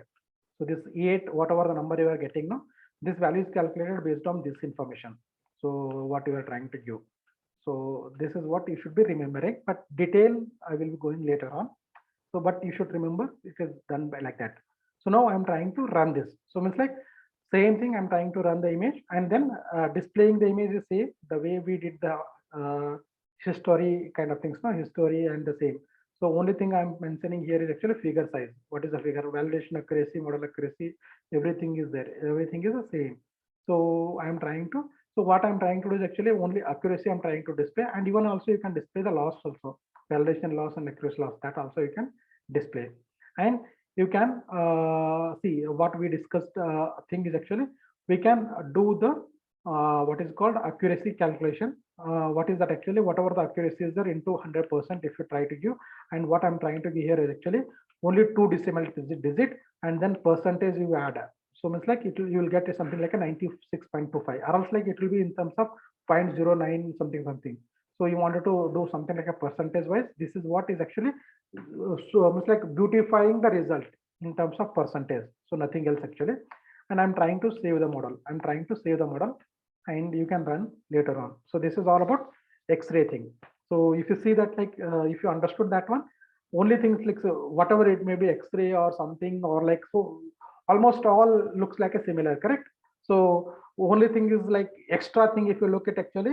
So reading this image because this is outside the data set. So you should be reading that and you should be preparing the labels properly and you should be doing this image generators actually. Image generators actually like I should be trying to create like model development is same. So image generator you're using because you wanted to do some kind of a data augmentation and testing and training is completely similar actually, whether it is a X-ray or MRI or whatever it may be, even the MNEST or like CIFAR, we did the same thing. So any questions, let me know. If you have any questions.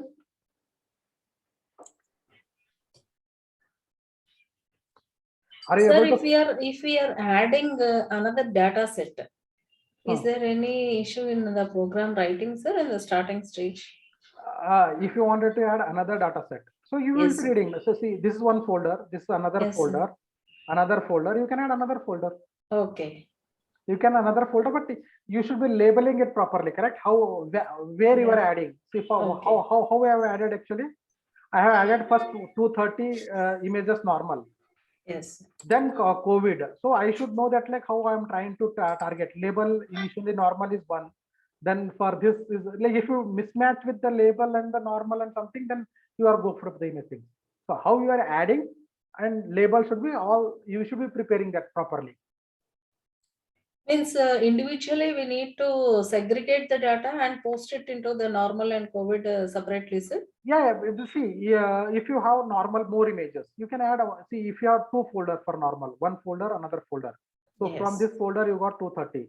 Next, you will be adding another. So from 230 to another, like 230 to something. So 230 to 530.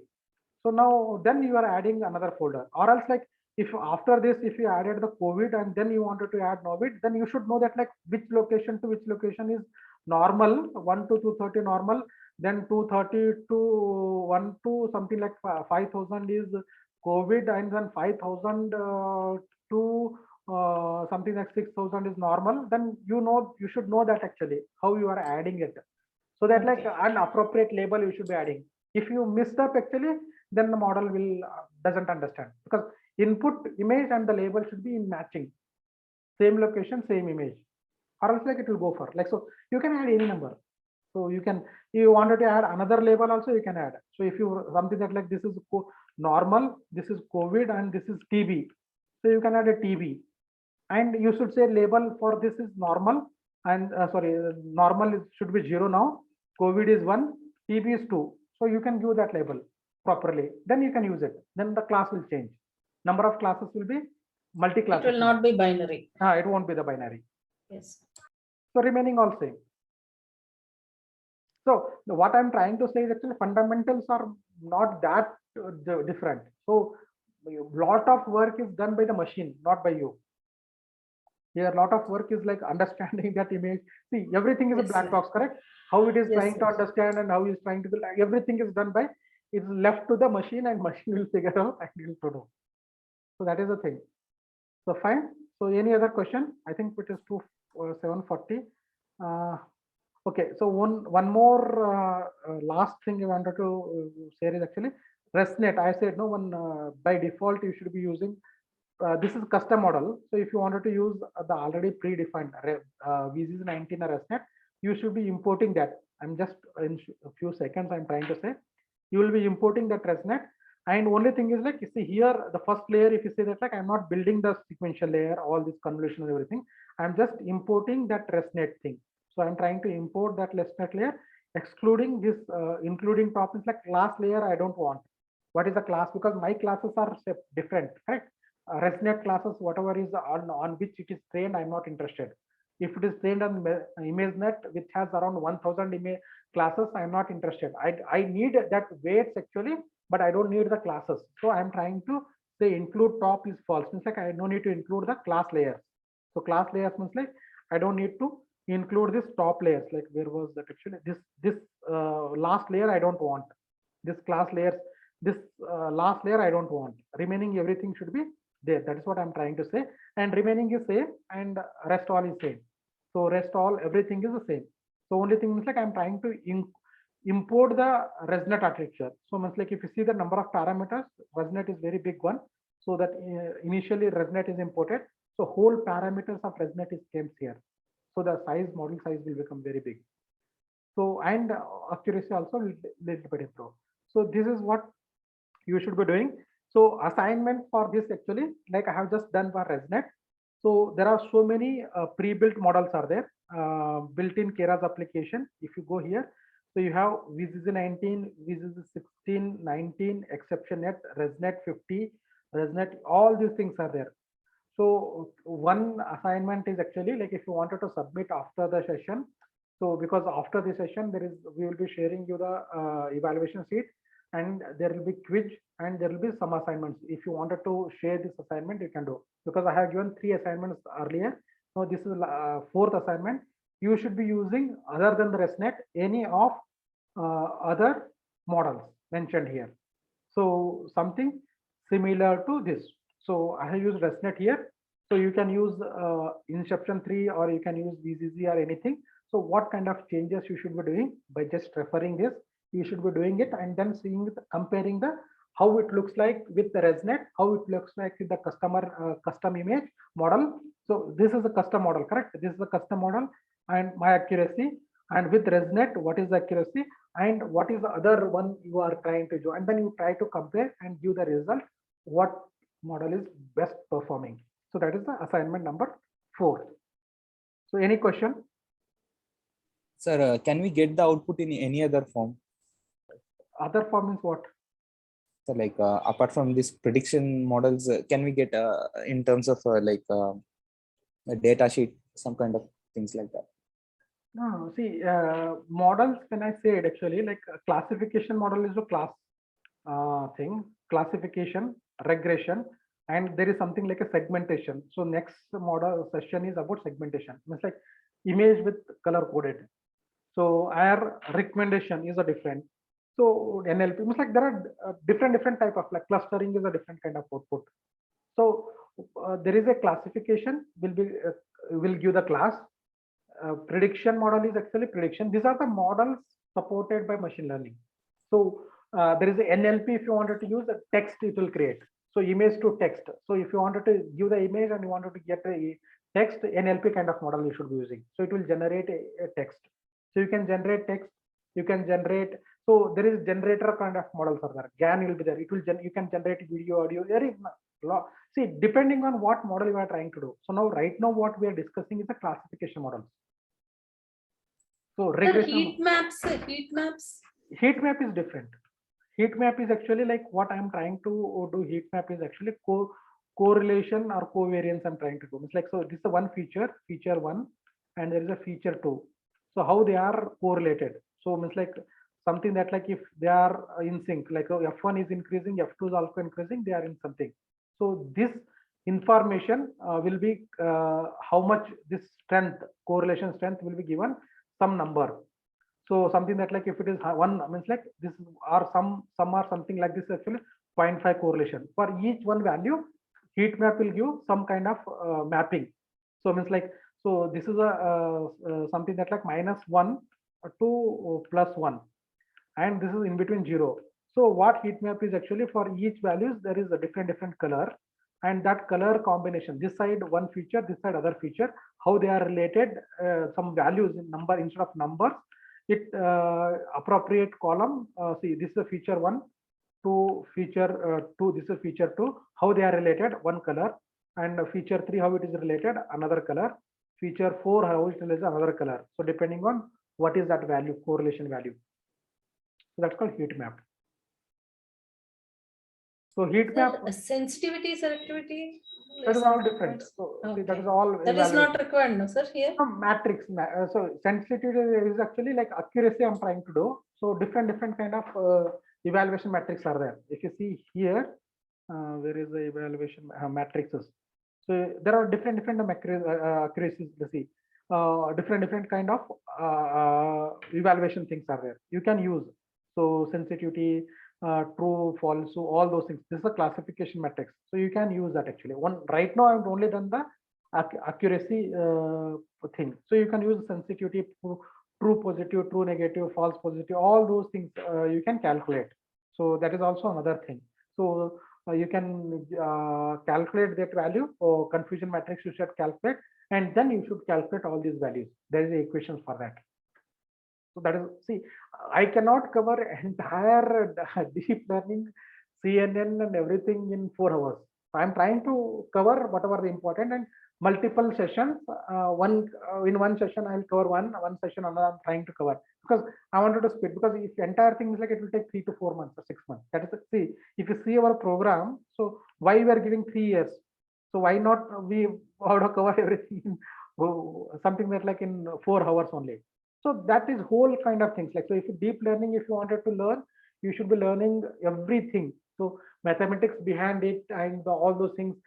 Confusion matrix, correlation, covariance means what, transposition means what kind of like shear means what. All those things is like lot of things is there. So cannot be covered. No? So that is the reason if you see that like it will take 3 months, like every week 2 session, over 3 years I'm trying to cover entire thing. So that I'm just trying to do which are the important thing I'm trying to cover in the short hours in the something, so that like at least you should get glimpse, so you can explore further, because then it will take like can already like know how much hours, like, so from 3:30 we started, so for 7:40. So it is, but I'm trying to touch what are the important things. So that is also important. I'm not saying that like confusion matrix, sensitivity and all those things, that is also important, but maybe covered in something else, some other session. Any other question? Thank you so much, sir, for your wonderful explanation and spending a lot of time Yeah. for Thanks. giving a practical exposure to all of us.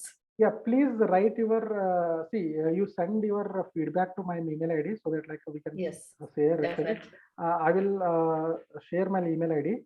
Please Thanks. send your reviews or feedback to us, so that like we can modify. Since it is a marathon session, I don't know how many people are ready to take 4 hour session, because I cannot justify within 1 hour. Not possible. But please mail us, and thanks for your participation. And nice to, at least some people are active and asking questions at the end of 4 hours.